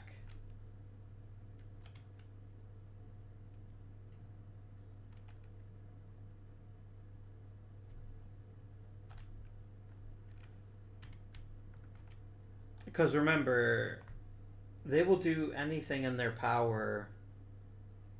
I mean, but it just seems like such an easy play, right? It seems like it has to be the right call. The only downside is that Yeah, because the best thing to do is pull it back into the middle. And once it's on my chair, it's gone. If no one debates it. And no one can usefully debate it because no one can ever get an 8. Oh, you also need to reserve your highest cards for the end. That's going to be Henry Stimson for you. So yeah, I guess that's what I'm going to do. And it feels like I'm kind of clubbing a baby seal, but it's my one big advantage. And you know what? There is a downside to this, which is I could lose him during the next conference. And I don't want to do that, especially when this is kind of a middle-of-the-road conference. But it's a free political marker. And that is so big at the end of the game. And I think that's just going to be my strategy. So I'm actually going to go for that. I'm going to roll my 2 dice. Good old Churchill is hale and hearty. Oh, wait a minute. No.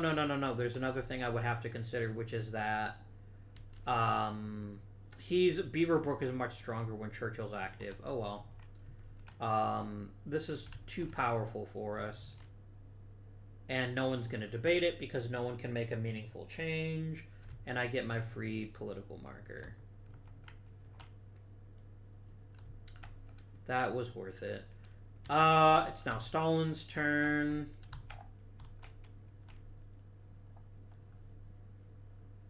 The best Stalin can get is a 4.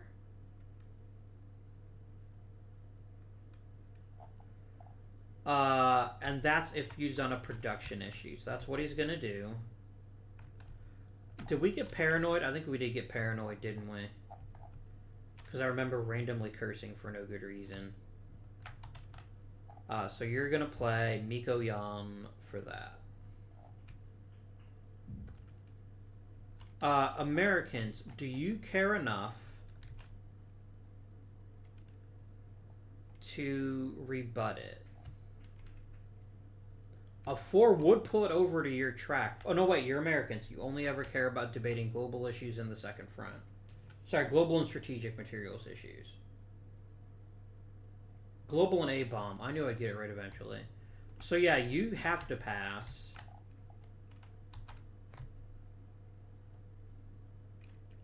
But I really don't want the Soviets getting my production. Oh, but they didn't move my production because they wanted a US production issue.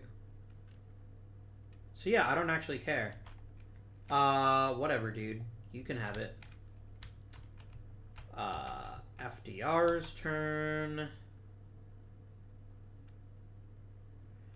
You can get a 4 on a US production issue.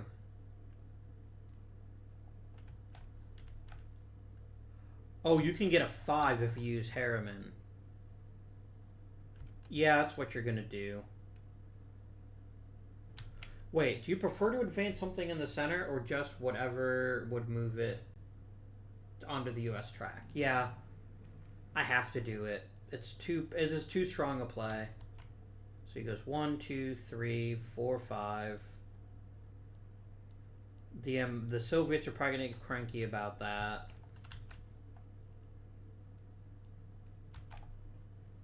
So this would be a 3 minus 1 plus 1. Yeah, that's what they're going to do. They're going to debate. And I'll put that on top of Stalin. 1, 2, 3. I wasn't going to debate it. Was I? Actually, I would have gotten the first chance to debate it. But it's a UK. It wasn't a UK production issue, so I don't really care so much. It's my turn.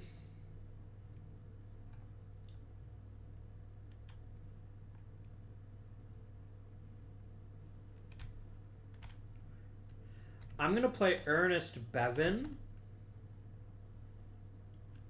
for European theater leadership because I feel very strongly about this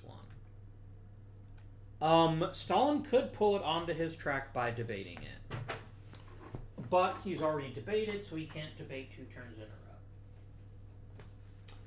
And the Americans, as usual, won't debate. So, success. That's mine for now. Stalin is going to pass because he always does. We need debates. Let me get some water.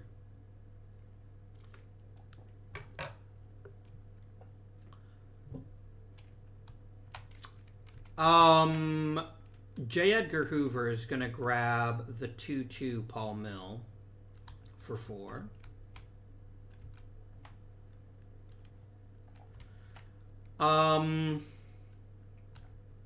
Do I want to debate it?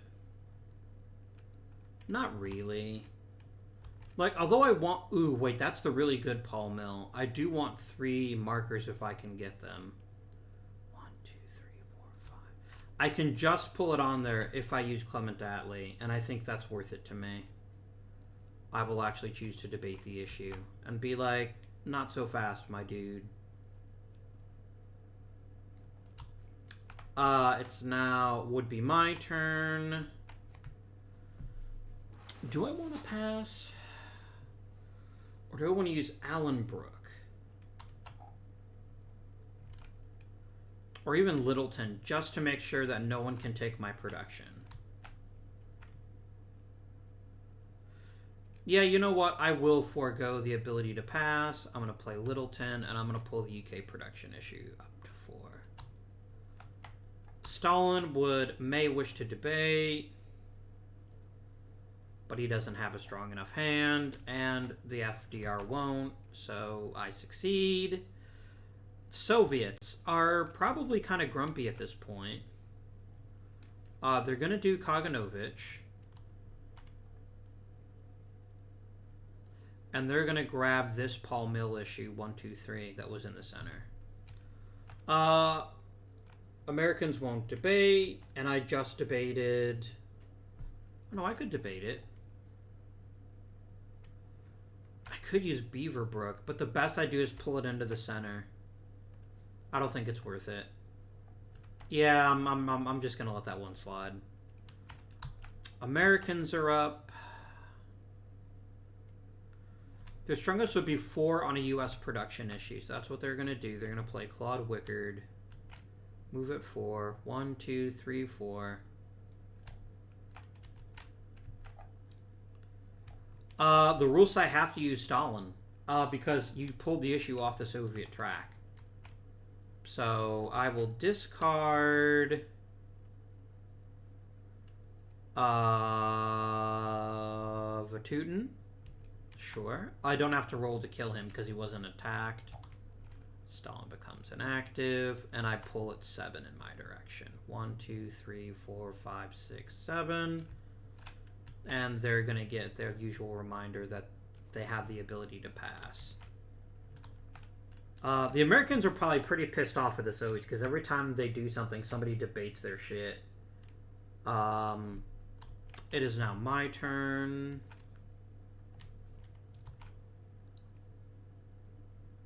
I'm going to roll Allenbrook. I think this is the time to do it. So I don't know what I'm going to use him on. It depends on how we roll. We got a 6. Oh, I would love to steal the American production when the Soviets can't debate. It's too good. 1, 2, 3, 4, 5, 6. 1, 2, 3, 4, 5, 6. Yep. That was a major dick move on my part, but I love it. And I'm not mad about it. I mean, they might be mad about it. Soviets pass, fuming. The Americans are now going to play Crowley, because he is worth 3 points. Or 2 points, rather. And they're going to take my Paul Mill issue. 1, 2. And I don't want you to, so I will actually debate that. And I'll be like, dude, I claimed that fair and square. 1, 2, 3. That doesn't mean I can't do anything else the rest of the conference. So I'm still very vulnerable in terms of the issues I could win. So that's it for me. I can't do anything. I don't have any cards. I don't know why I put the pass over there. I have no cards, so I can't pass. Soviets, they're going to play Zhigarov. And they want to pull something as close to the Soviet as possible. So I'm going to roll 1d6. It's a 1, so they're going to pull the Pole Mill, one closer to them. The Americans won't debate the issue, and I can't. The Americans are going to play good old Stanley Embrick, and they're going to pull this Pole Mill to the center because they want to pull as close to the U.S. track as possible. Do the Soviets want to use their last card to debate? I think they do. Because this is worth a 5 if they debate with it. So they can instantly go whoop. And then the Americans, they go last. They do have Henry Stimson, so they're going to go 1, 2, 3, 4, 5. 6, actually. So, very good conference for the UK. We won 4 issues.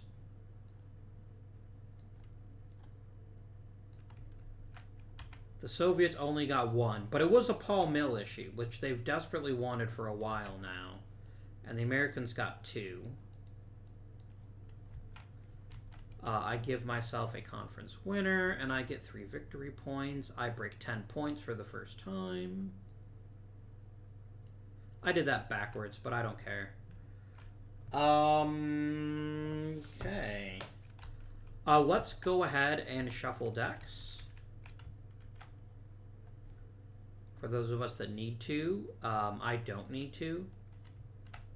But the Soviets also do. Alright. Okay. Directed offensives. We don't have any. There were no conditional issues. So we go right to production. I won the segment, so the Soviets will get to pick first.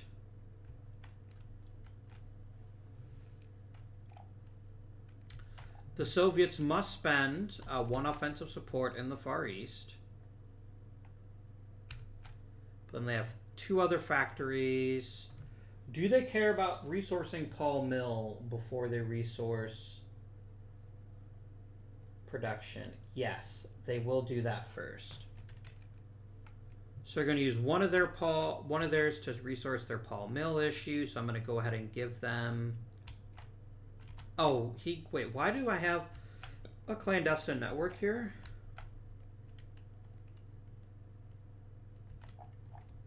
I shouldn't have one. But I'm going to go ahead and give myself another one anyway, and 2 political markers. I'm doing these now so I can remember how I allocated the production. They've only got 1 production left, and they're going to spend it on the Eastern Front.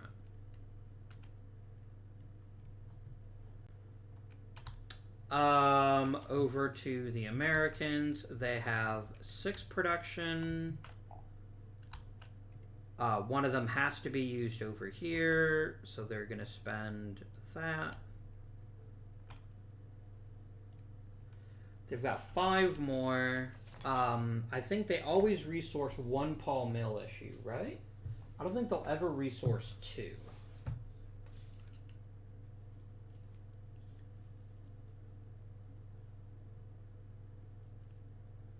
Yeah. So them winning 2 just keeps 1 of them away from me. And they always want more clandestine rather than last clandestine. So we're going to go ahead and give them the 1-3. So they're going to get 1 political marker and 3 clandestine markers.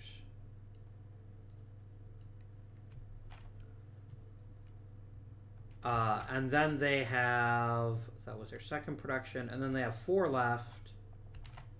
How do you allocate production?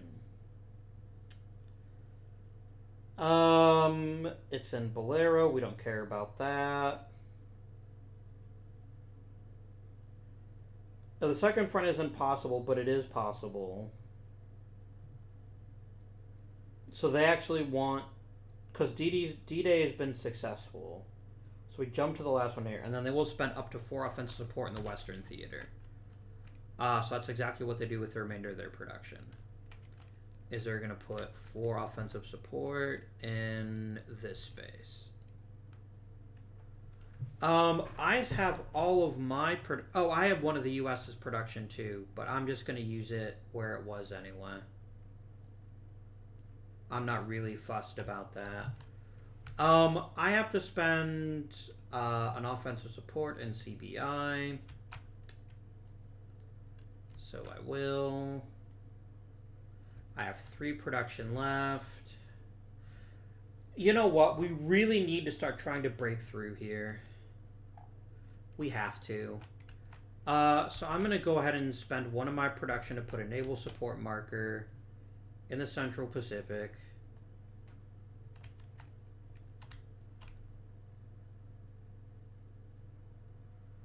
And then I really want D-Day to be... I really want us to keep pushing in Western Europe. So I'm going to spend my last 2 on offensive support there. Oops. Okay. Those are all done. That's a production allocated. There's no theater leadership. I get 3 bonus support anywhere in Europe. You know what? I'm going to drop 1 offensive support in the Mediterranean. And I'm going to even give... Oh, no, I'm going to give 2 to the Western Front. I need to stop helping the Soviets. Fuck them. We don't care if they win. I only care if I win. And they're also way ahead of us in points, so it's not like hurting them doesn't help us. So that's fine. And then the U.S. gets to allocate 1 free naval support or 1 free offensive support. And how do you do that again? If it has to be done in the Pacific, you alternate offensive support. I'm going to do the sensible thing. Actually, I guess it doesn't matter, does it? Because you have offensive support here already. You want to keep this even. So I'm going to go ahead and put an offensive support here in the Marshall Islands. Because otherwise, if at the end of the game when Japan surrenders, if they're too far apart, then we get a bonus. And you get your production back. It should be 643, and it is. I want a global issue, but it doesn't actually matter because it all just stays where it was. Right, let's place some armies. 1 always goes into the Eastern Front.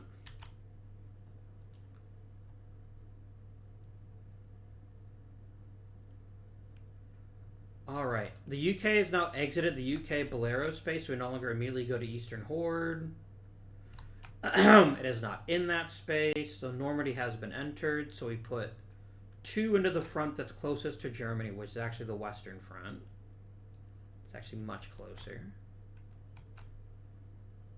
And then we randomly distribute the last 3 armies.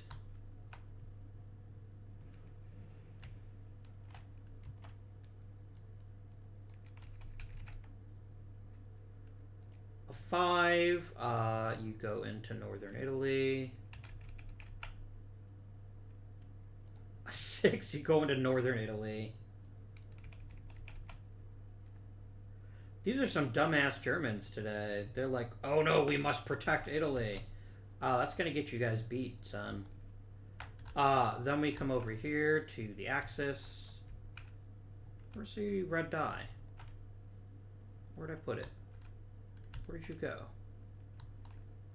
Oh, it's right there. I'm blind as a bat. Alright. 2 always go into the Far East.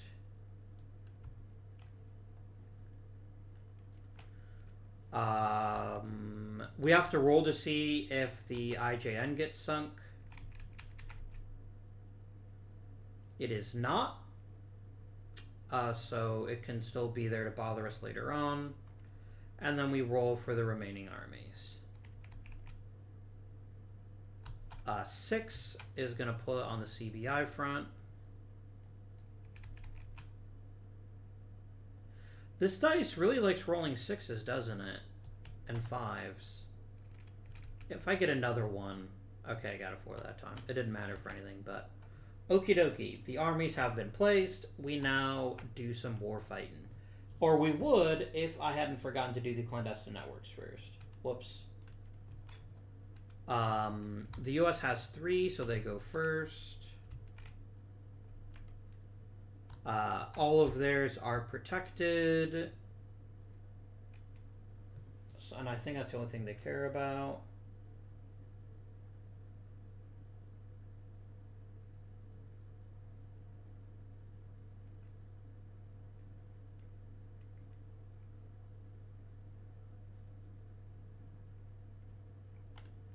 Yeah, that's fine, and we'll just roll Paul Mill for these 3.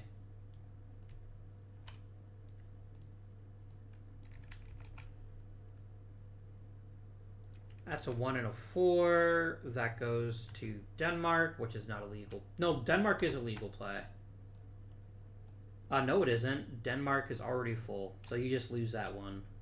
No, you don't. That can't be right. Yeah, because no one would force themselves to play a marker that's in a place you can't legally play it. That's just dumb. 6-2 is Czechoslovakia. That can be done.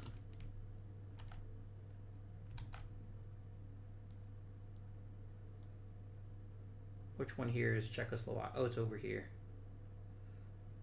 Czechoslovakia is actually east of Germany, but okay. That's why I couldn't find it.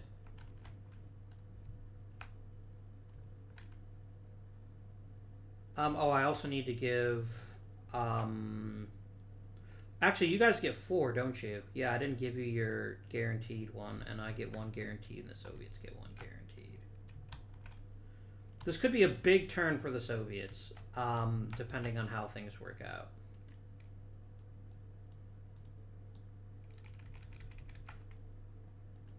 Oh, we got a 2 and a 6. That's the Baltic states for the U.S., which is currently empty.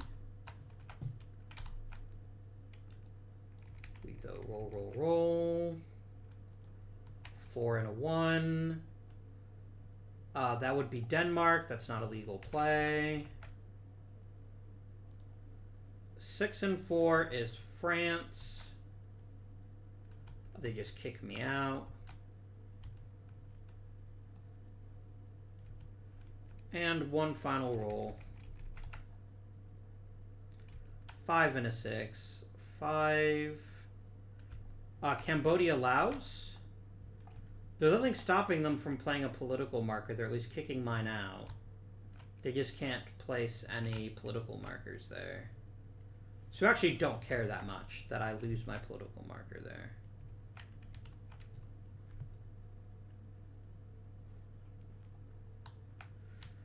Alright, the next most is the Soviets.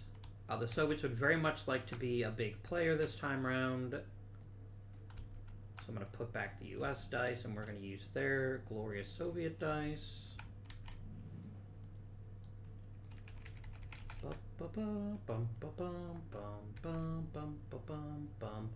3-6 is Malaya.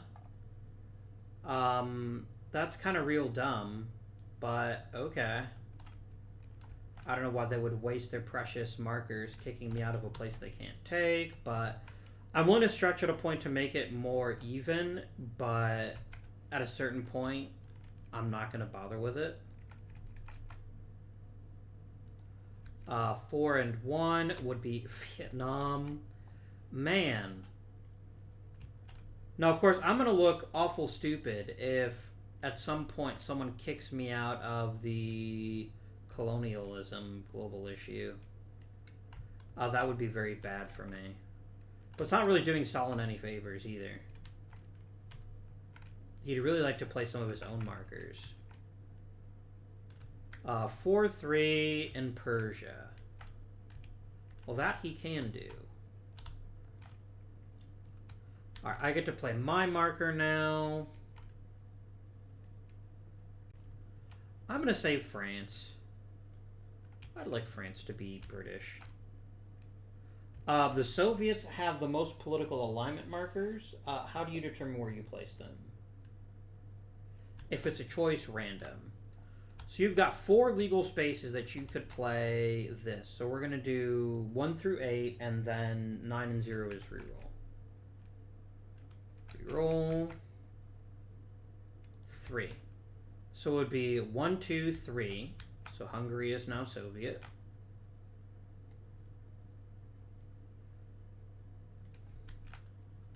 And then we'll roll again. Oh, wait, stop.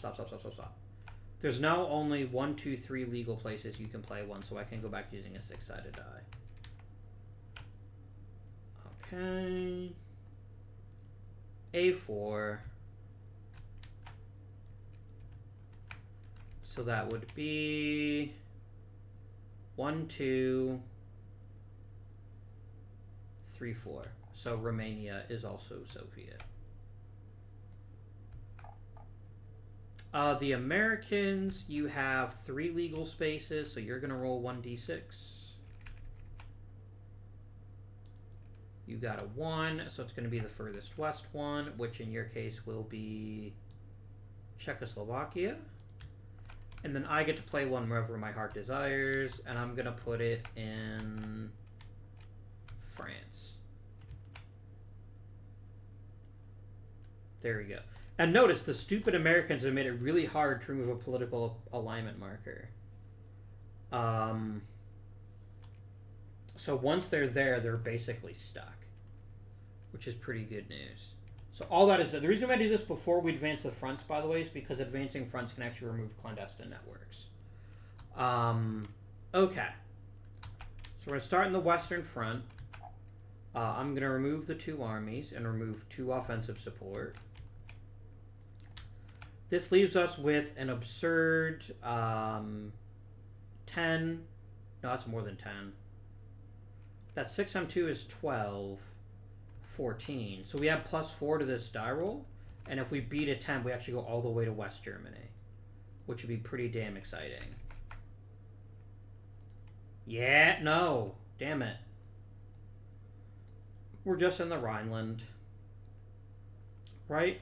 Because it's 6 times 2 is 12. Yeah, we have to get a 10 or higher, so... Oh well. It was very successful. And the sooner we can invade Germany, the better. We now advance on the Eastern Front. Oh, you actually are there, aren't you? I basically have to get a 2 or less. And I did. So, this is going to remove 1 clandestine network from every place that's not Soviet. That's why fronts advancing matters a lot. And the opposite will happen, by the way, if we advanced in, let's say they had Czechoslovakia, we'd kick them out. Or we could kick them out of Persia if we had actually been there. But we weren't. And then this removes me from Bulgaria. So that was very good timing on their part. I cannot legally advance because Germany sold out to stop me from getting into northern Italy, which was pretty dumb. But regardless, I can't move. So I'm stuck where I was there. Germany should surrender at the end of the next conference, or we'll be awfully close to it.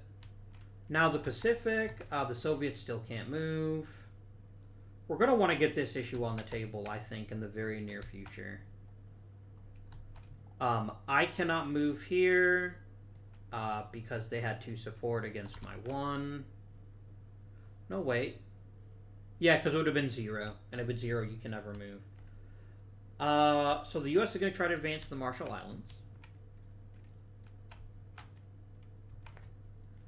So we need to get a 4 or less. Again, we almost had a 1, and then it flipped over. Stupid jerk die. So this doesn't advance. And the Southwest Pacific, it's the same deal. We got to get a 4 or less. And we got a 2. So that actually does advance. The U.S. is not going to like this. They're actually only 1 space ahead. That's actually not that big. That's not that big a deal for them. As if it's 2 spaces ahead that they can start losing points at the end of the game. All right. Okay. The war phase is finished. And friends, what we're going to do is we are going to... let's play one more conference, and then there will be a part 3. So this is going to take 3 parts, and we'll play a part 3 next week. It's too long a game for me to try to play even in 2 sittings, so I'm going to go ahead and say that's done. And we're on to Conference 7. This is Quebec Octagon. So, the British must bend production in the Western Theater. Okie dokie. What does the Soviets say here? Stalin stays in Moscow. This is actually a very big issue. He is considered to be inactive. Oh yeah, I need to flip the leaders over again. The Americans, we must also send production to the Western Theater. 1 German reserve goes to the Western Theater. And we see if there is a partisan dispute. I'll roll this die. It's the closest. And there isn't. Alright, conference instructions done. Let us hand out our cards. Roosevelt will die automatically, even if he doesn't die earlier. There's I think it's one of the 44 conferences kills him. That is 6 cards. Now we're at 7. 1, 2, 3, 4, 5, 6, and 7. And I'm gonna drop that on there just to remind me that he can't advance issues.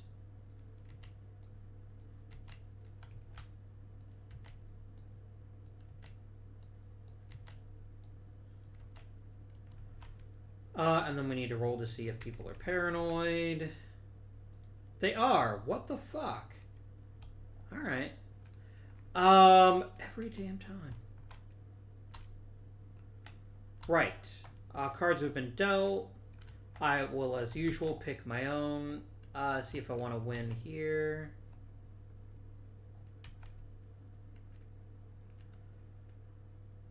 I kind of do. But I don't. No, because I would never use win the agenda just to do that. I just don't feel strong enough about any issue. I really don't. I mean, as much as I'd like to say, and I can win the agenda even without even trying very hard. So I'm going to go ahead and use Sir John Toby. That'll be my card. Let's roll here. The U.S. will play its highest value card. That's pretty dumb, but okay.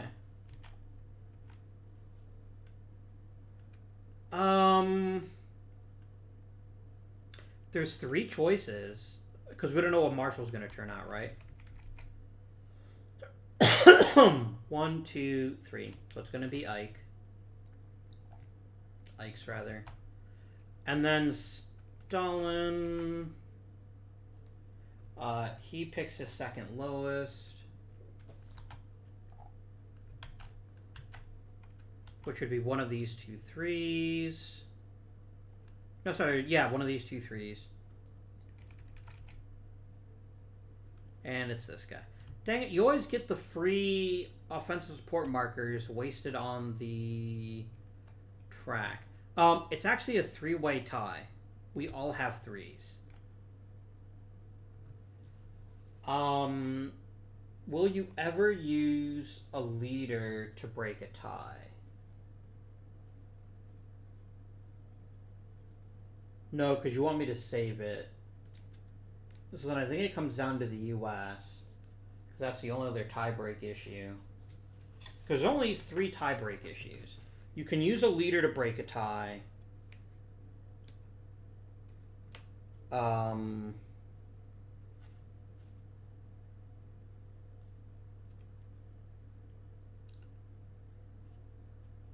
Yeah, that's the only thing you use active leaders for. Otherwise, it's the U.S. And the U.S. is probably going to pick itself. I think that's reasonable. So they then need to figure out what issue they would like to place.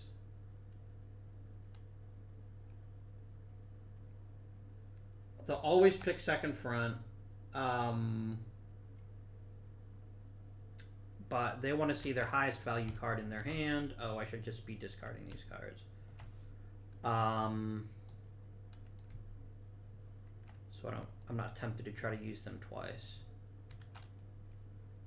And right there. I'm going to take all these cards. I'm just going to shift them over to the right so I can put this here. Right. So what is the most important, powerful issue to you?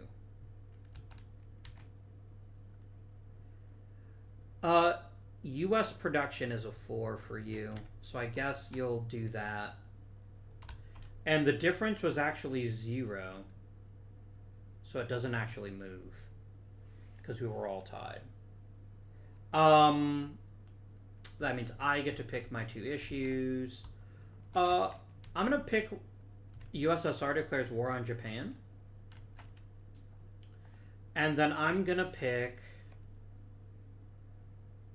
I want to control a U.S. offensive. That's what I'm going to pick. The Soviet Union.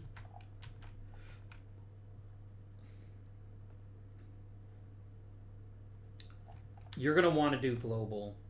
A global issue again. Because you're so powerful at it. And, oh, you get one other issue, don't you? So you're definitely going to want that. And then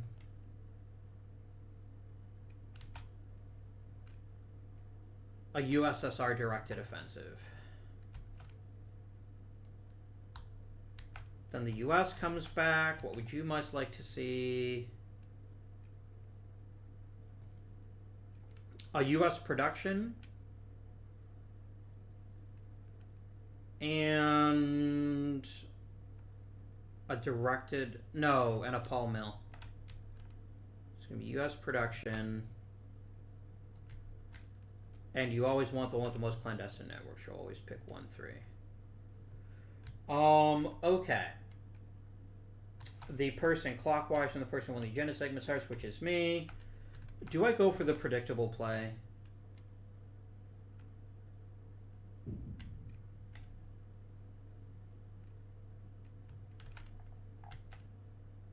Do I go for the predictable play of taking the global issue just so I can get a free marker? I think I have to. I think it's because the only person who would debate me would be Roosevelt. But Roosevelt can't get it to the U.S. track.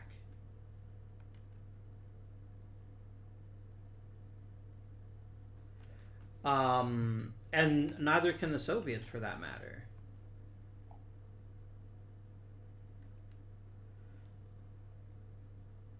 You'll actually gain a political alignment marker, actually. So yeah, that's actually good for you. Huh. I never realized that. I don't think I paid attention to that before. But yeah, I'm going to go ahead and get rid of Sir Henry Wilson. Flip win.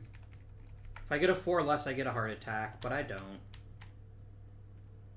I am now... Oh, I am... I never put people back inactive, did I? Stalin stayed home, so he is inactive. He can't push any issues, but Churchill is active. So yeah, that's fine.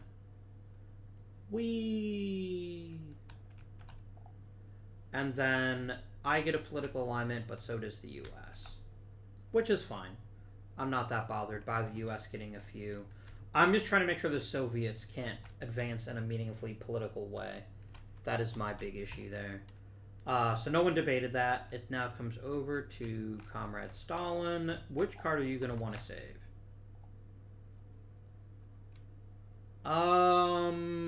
It's actually a tie.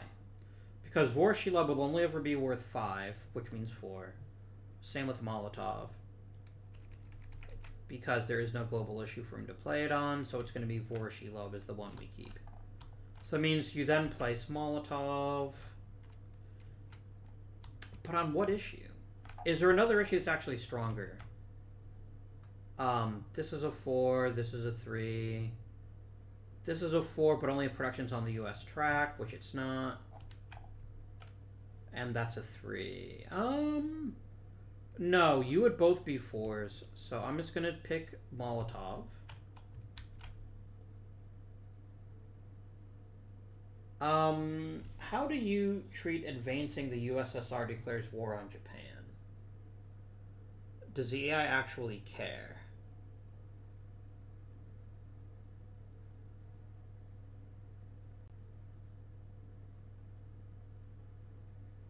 So you want me to advance the issue as soon as I can, because you don't want this to happen until the Soviets, the Germans have surrendered. So you're gonna pull this over by 4. The Americans could debate with Roosevelt, but don't care. Do we have anyone strong enough to pull it back to the center? I don't. So I have to... I mean, I could still debate it just to pull it farther, because I know from the bot that it'll never advance the issue again. And if I want to force the Soviet Union to declare war on Japan this turn, which I kind of want them to, yeah, let's do it. Fuck it. I'm going to play Percy Noble for 2. And I will mark that so I know that I can pass if I want to. So that was a Soviet turn. Now we go to the American turn. Your most powerful card would be specifically a 4 for Paul Mill. Oh no, wait, you haven't... We'll have to pick one of these to set aside, don't I? So that's how the game works. This is 1, 2, 3. So you get set to the side. So then you're going to want to advance the Paul Mill issue. And you're going to pull it 4 towards yourselves. Do I have a good card? I could use Anthony Eden. Do it. Go. Oh, no, wait, I can't because I just debated. Fuck. Yeah. I'm not cheating. I'm just apparently trying to cheat. How am I down to 4 cards already?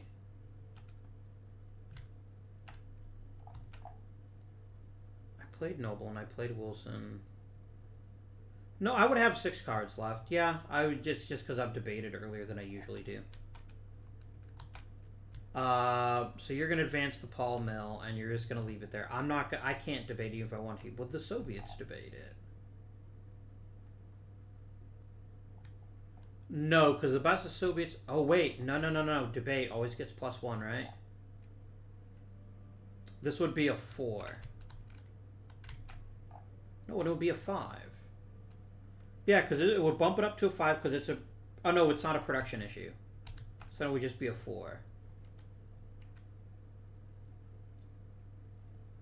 Because it would be drop 1 but then add 1 because it's a debate. And, yeah, the answer to that is they don't care. So that happens. It's my turn.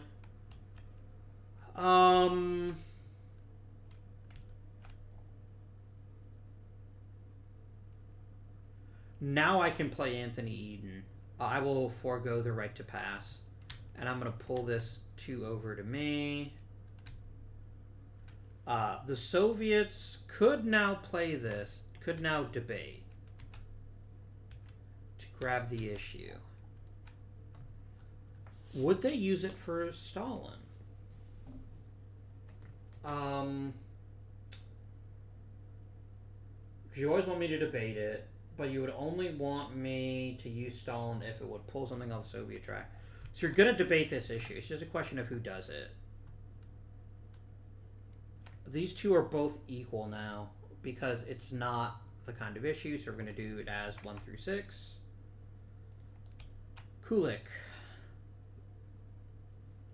says to cool it. And he's going to pull this Paul Mill 1, 2, 3, 4. Alright. That was my turn. It's now Stalin's turn. He's going to pass. It's now Roosevelt's turn. The best I can do is a generic 4, so I'm going to play that card. And then I'm going to decide, there are 4 things here. So I'm going to roll a 1d6. A 1 through 4 is one of the issues. 1, 2, 3, 4. A 5 or 6 is a reroll. Reroll.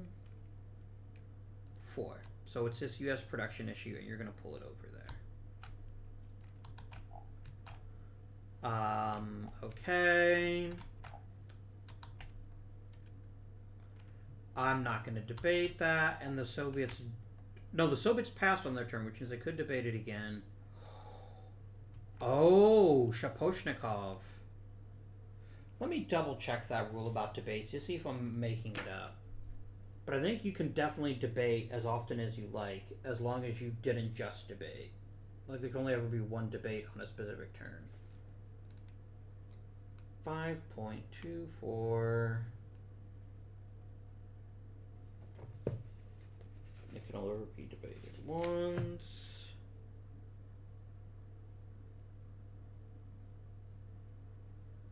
Okay, yeah, then there is no restriction as long as you don't use your turn to pass. So yeah, he's going to use Shaposhnikov, which is actually worth 5. Would be worth 6, but is actually worth 5. Which then goes 1, 2, 3, 4, 5. Alright. Poor Americans, always getting debated. They are not master debaters. Would you ever use Roosevelt for not a debate? Only if it's the A-bomb or a global issue. Okay. That is fine. So that was Roosevelt's turn. Now it's my turn. I have one that's exactly 2. I'm going to play it to pull the USSR declares war. And the Soviet instructions specifically say once they've advanced it once, they'll never do it again. Oh, and I need to put this on there. Yeah, once they have advanced an issue once, they will ignore it. Oh, until the last card play. Okay. So for now, they're just like, yeah, who cares? And then it is Stalin's turn. He's going to pass because he just debated. Brings us back to Roosevelt.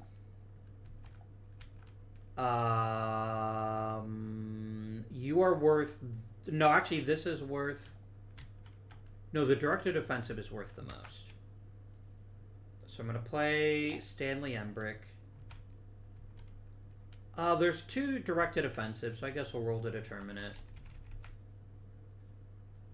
6 is... So 1, 2, 3, 4, 5, 6. You're going to pull that over to the U.S. That's 1, 2, 3. I don't care. And the best Soviets could do is get it over to a 3. Which would just pull it into the middle, so they don't care either. Back to me.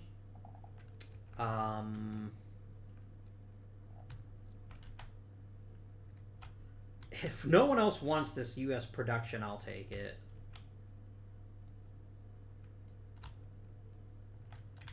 The Soviets. This would be worth a 4. So yeah, they're gonna debate it. And I'm gonna say, motherfucker. Stupid Soviets.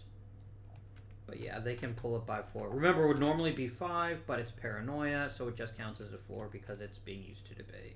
So 1, 2, 3, 4. Yikes. Over to Stalin. Stalin says, I pass. Over to the Americans.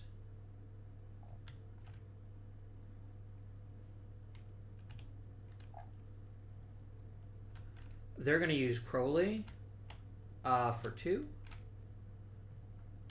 And they're going to pull the U.S. directed offensive over by 2. I don't like that. I'm actually going to debate that. I don't know why I'm playing the pass, because again, I have no cards now. I definitely don't want the U.S. to control their own directed offensive. So that's 1, 2, 3. I want to be able to control it. I'd honestly rather that Stalin controlled it rather than the Americans controlled it. I have no turn. The Soviets are going to go, and they're going to play this.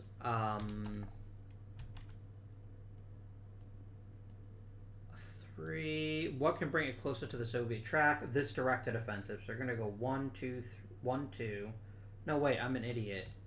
He's only actually worth 1 because of paranoia. So yeah, they're just going to say this gets it closest to the Soviet track, so they're going to pull it to the middle. The Americans don't care. The Americans are going to take their own turn. They're going to roll for George Marshall. It's a 4. And he's going to pull the directed offensive over toward the U.S. I can't debate it. The Soviets could, but it wouldn't bring it over to their... it wouldn't bring it over to their track. So I don't think they care enough for it. I have nothing to do. This is where the Soviets get Major League squirrely. I'm going to pull this onto the Soviet track using Clement Voroshilov. This actually overrides what else you would do with it. Because we're like, nah, we don't want to declare war. We want that to go to Germany. The Americans aren't going to debate that because it's not one of their magic issues. So the Americans take their final turn. It's worth a 4 on U.S. production, so they're going to go 1, 2, 3, 4. That's a big yoink. And now we settle who wins what.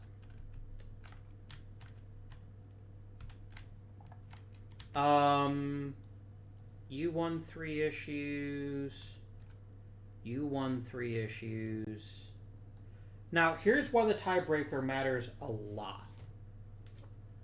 I just won one issue. So the tiebreaker procedure reads... During the decision segment, if 2 or more players have won the same number of issues, starting with Stalin and proceeding to the left, they can use their active leader to break ties. There is no reason why Stalin wouldn't use himself to break this tie, because he never got used. So he actually wins the conference again.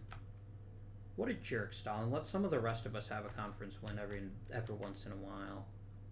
I say that as the only other person who's ever won a conference besides Stalin.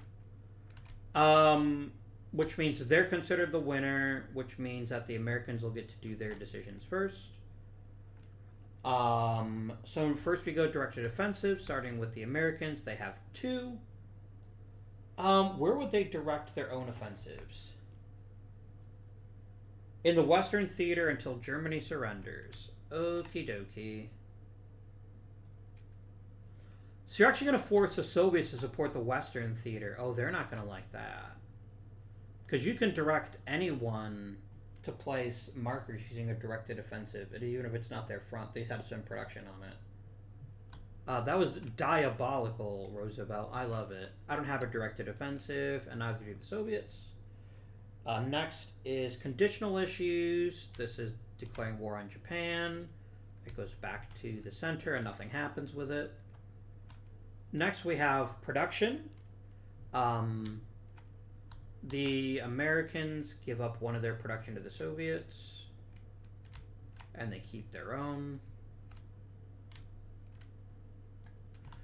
And we now need to decide who does what with which production, starting with the U.S. The U.S. has 4 production.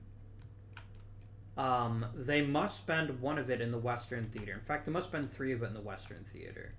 So we're going to go ahead and spend 3 offensive support here. That's 2, and that's 1.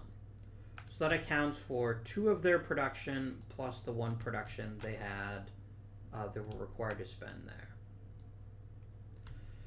They now have 2 left. They did not win a Paul Mill issue, so they don't source that. The conference instruction did not require us to play anything in the Pacific.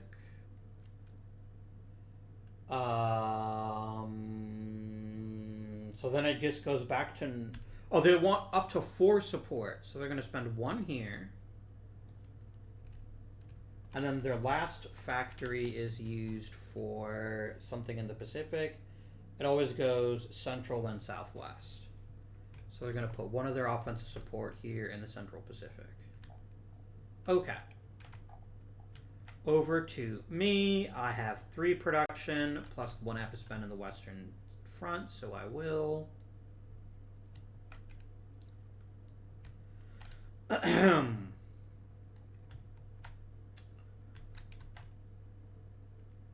I kind of don't want the Eastern Front to advance.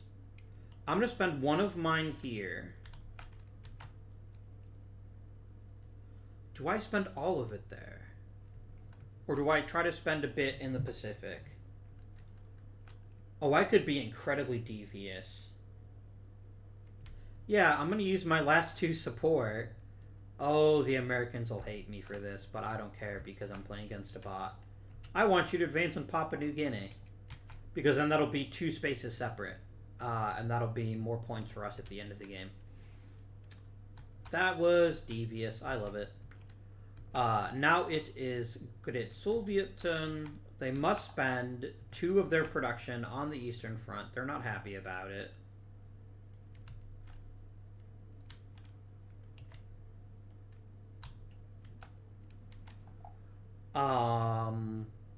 They're then going to spend 1 on resourcing their Paul Mill issue. Then they've got 1 left. And they're dictated to use that for the Eastern Front. Now, it is possible, barely, but possible, that we could actually make Germany surrender this turn. It's pretty unlikely, and we'd have to get a really good die roll for it. But it is possible. Alright, production has been decided. Everyone gets theirs back. Theater leadership didn't change. There's no A-bomb research. And then I get the global issue, which means nothing happens. Okay. The directed offensives have to be put back now. Because everything has been allocated. And now we hand out our clandestine markers. US gets 1. I get 1. And the Soviets get 4.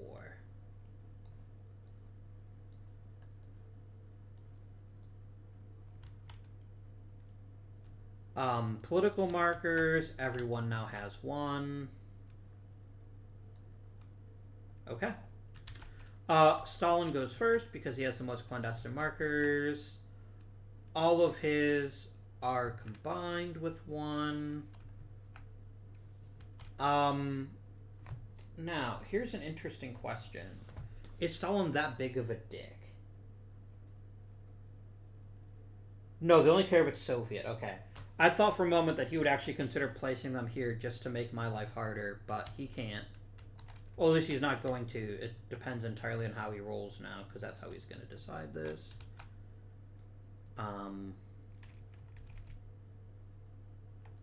6-3 is Malaya. This is definitely a thing they can legally do.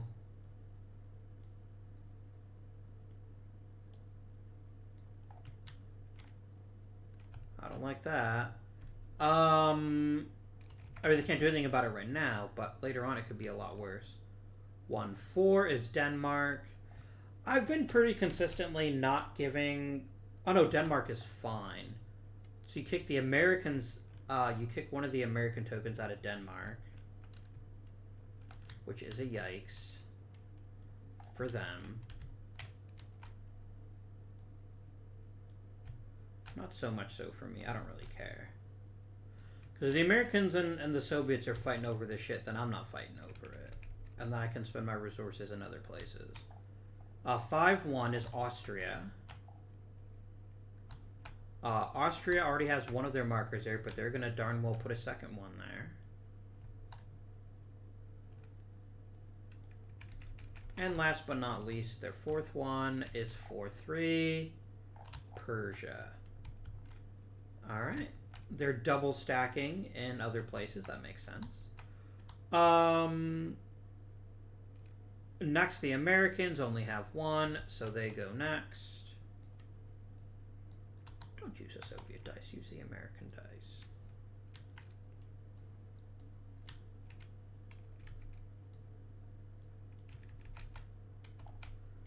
America. Fuck yeah. And they're actually going to use their only one to kick the Soviets a little bit out of Austria. If there's any one specific thing I don't like about the bots, it's their clandestine network placement is random. And I really wish there was more strategy to it, but I get that the point is for ease of play. And for that purpose, I don't mind it. Now it's my turn. I'm going to put one in the Middle East. No, Siam. I want to claim all these ones that I can claim before someone else gets them later on in the game. Alright, now I go for most political actors. We all have the same. Stalin can't break a tie, so the Americans will break a tie, and they say I go first. Let's put you all in the active conference here. So they're going to place theirs. Is there anywhere where they can legally do so? No. So where else will they play it?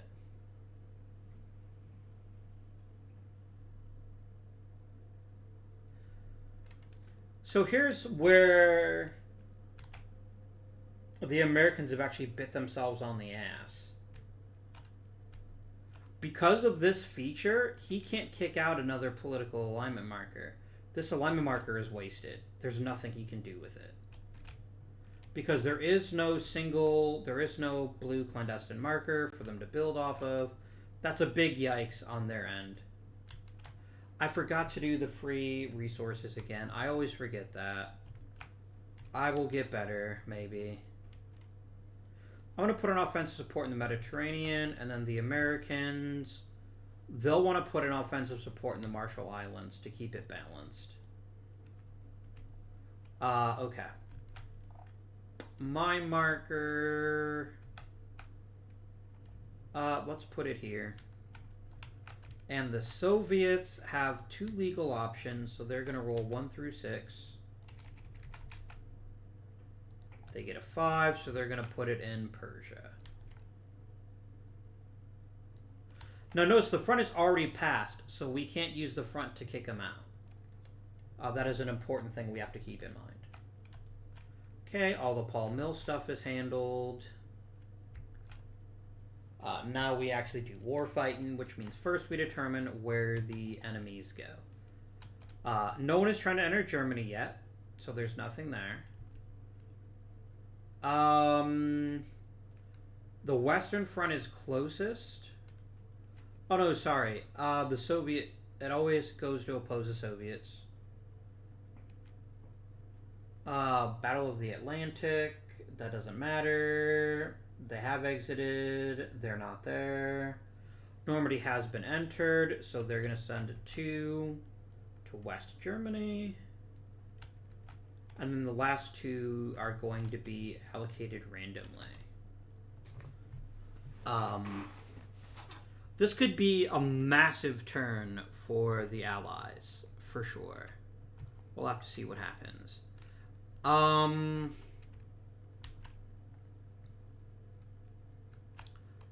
I need a die. I'm going to use the British die just because I don't get to roll very as much as the others do. 3. That puts one of these armies in the Eastern Front.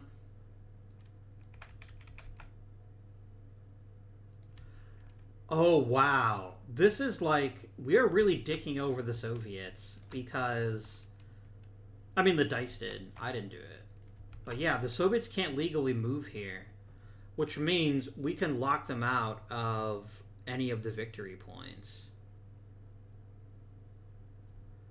that you get from making Germany surrender. That's going to be pretty big if that does come to pass. Let's come to the IJN. As always, 2 in Japan, or 2 there rather. No one's trying to come to a B-29 space, but they are getting closer. We do need to roll to see if the IJN is feeling frisky. It is not. And then we roll to place the last two armies. For fun, let's roll both of the Soviet dice and then place them both at the same time. That's a 1 and a 4. That is 1 for here and 1 for here. Got it. All right, let us settle some fighting, my friends. What is that damn front die? Here it is. I always lose it. I'm sorry. Okay, Western Front. 3 German armies, reduces 3 offensive support.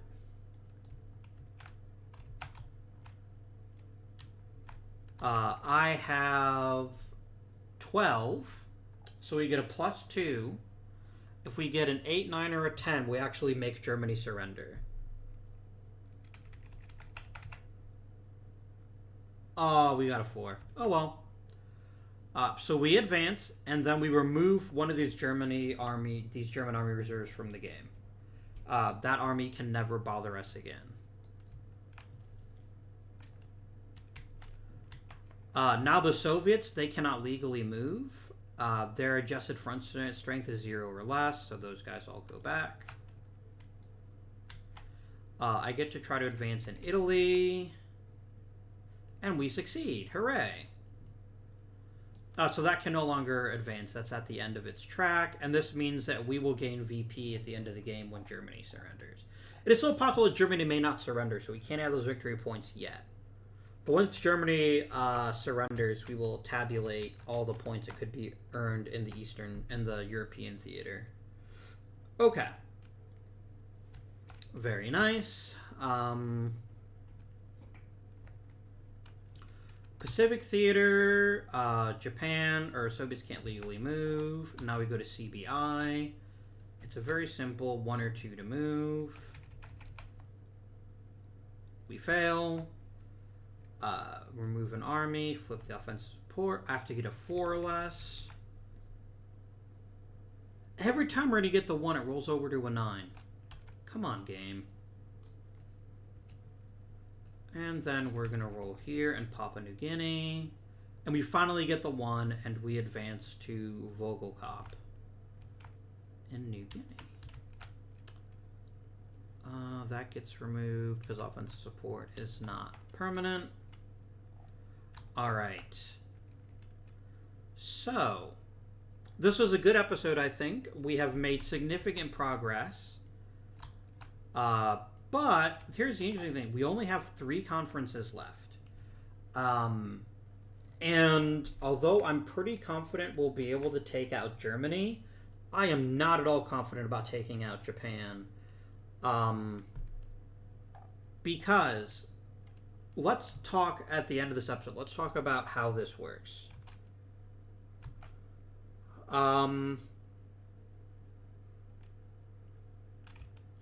Is there a German military collapse one?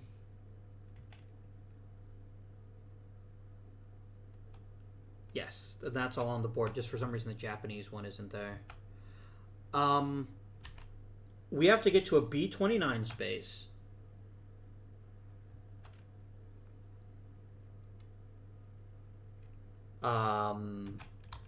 So to get to a B, we have to get to a B-29 space. That's step 1. We have to have the A bomb, which is pretty close. And the Soviets have to be in Manchuria. We have 3 conferences left to make that happen. And Germany surrendering, I think, is almost a, knock on wood, foregone conclusion. Japan, I don't know. We could really use a lot of attention to the Pacific Front. Oh, what do the kamikaze spaces mean again?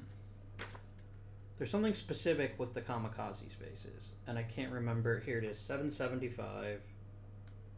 I'll probably forget this by the time I play this again, but it's whatever. Oh, you remove a naval support marker when it enters the space. That makes sense. Because it's like they're using kamikazes to sink the American fleet. Honestly, here would be the perfect scenario for us.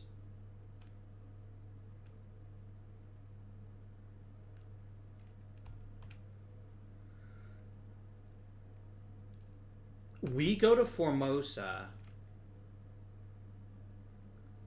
I mean, so one thing to consider, if either the UK or the US is the country to occupy Germany or Japan, we both get the points. But you only get points for the farthest on a particular track.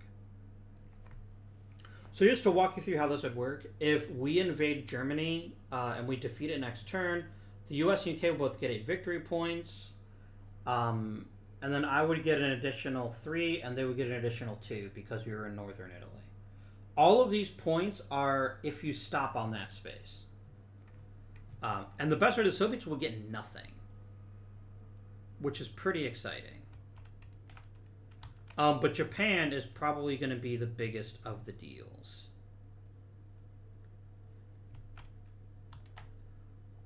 So if the U.S. never makes it to the Philippines, the Soviets and the British gain victory points. Because Douglas MacArthur said, I shall return. So if they never return, then that's what happens. Does the kamikaze happen after you enter the space or before you enter the space? Once you enter the space. Okay. Fair enough.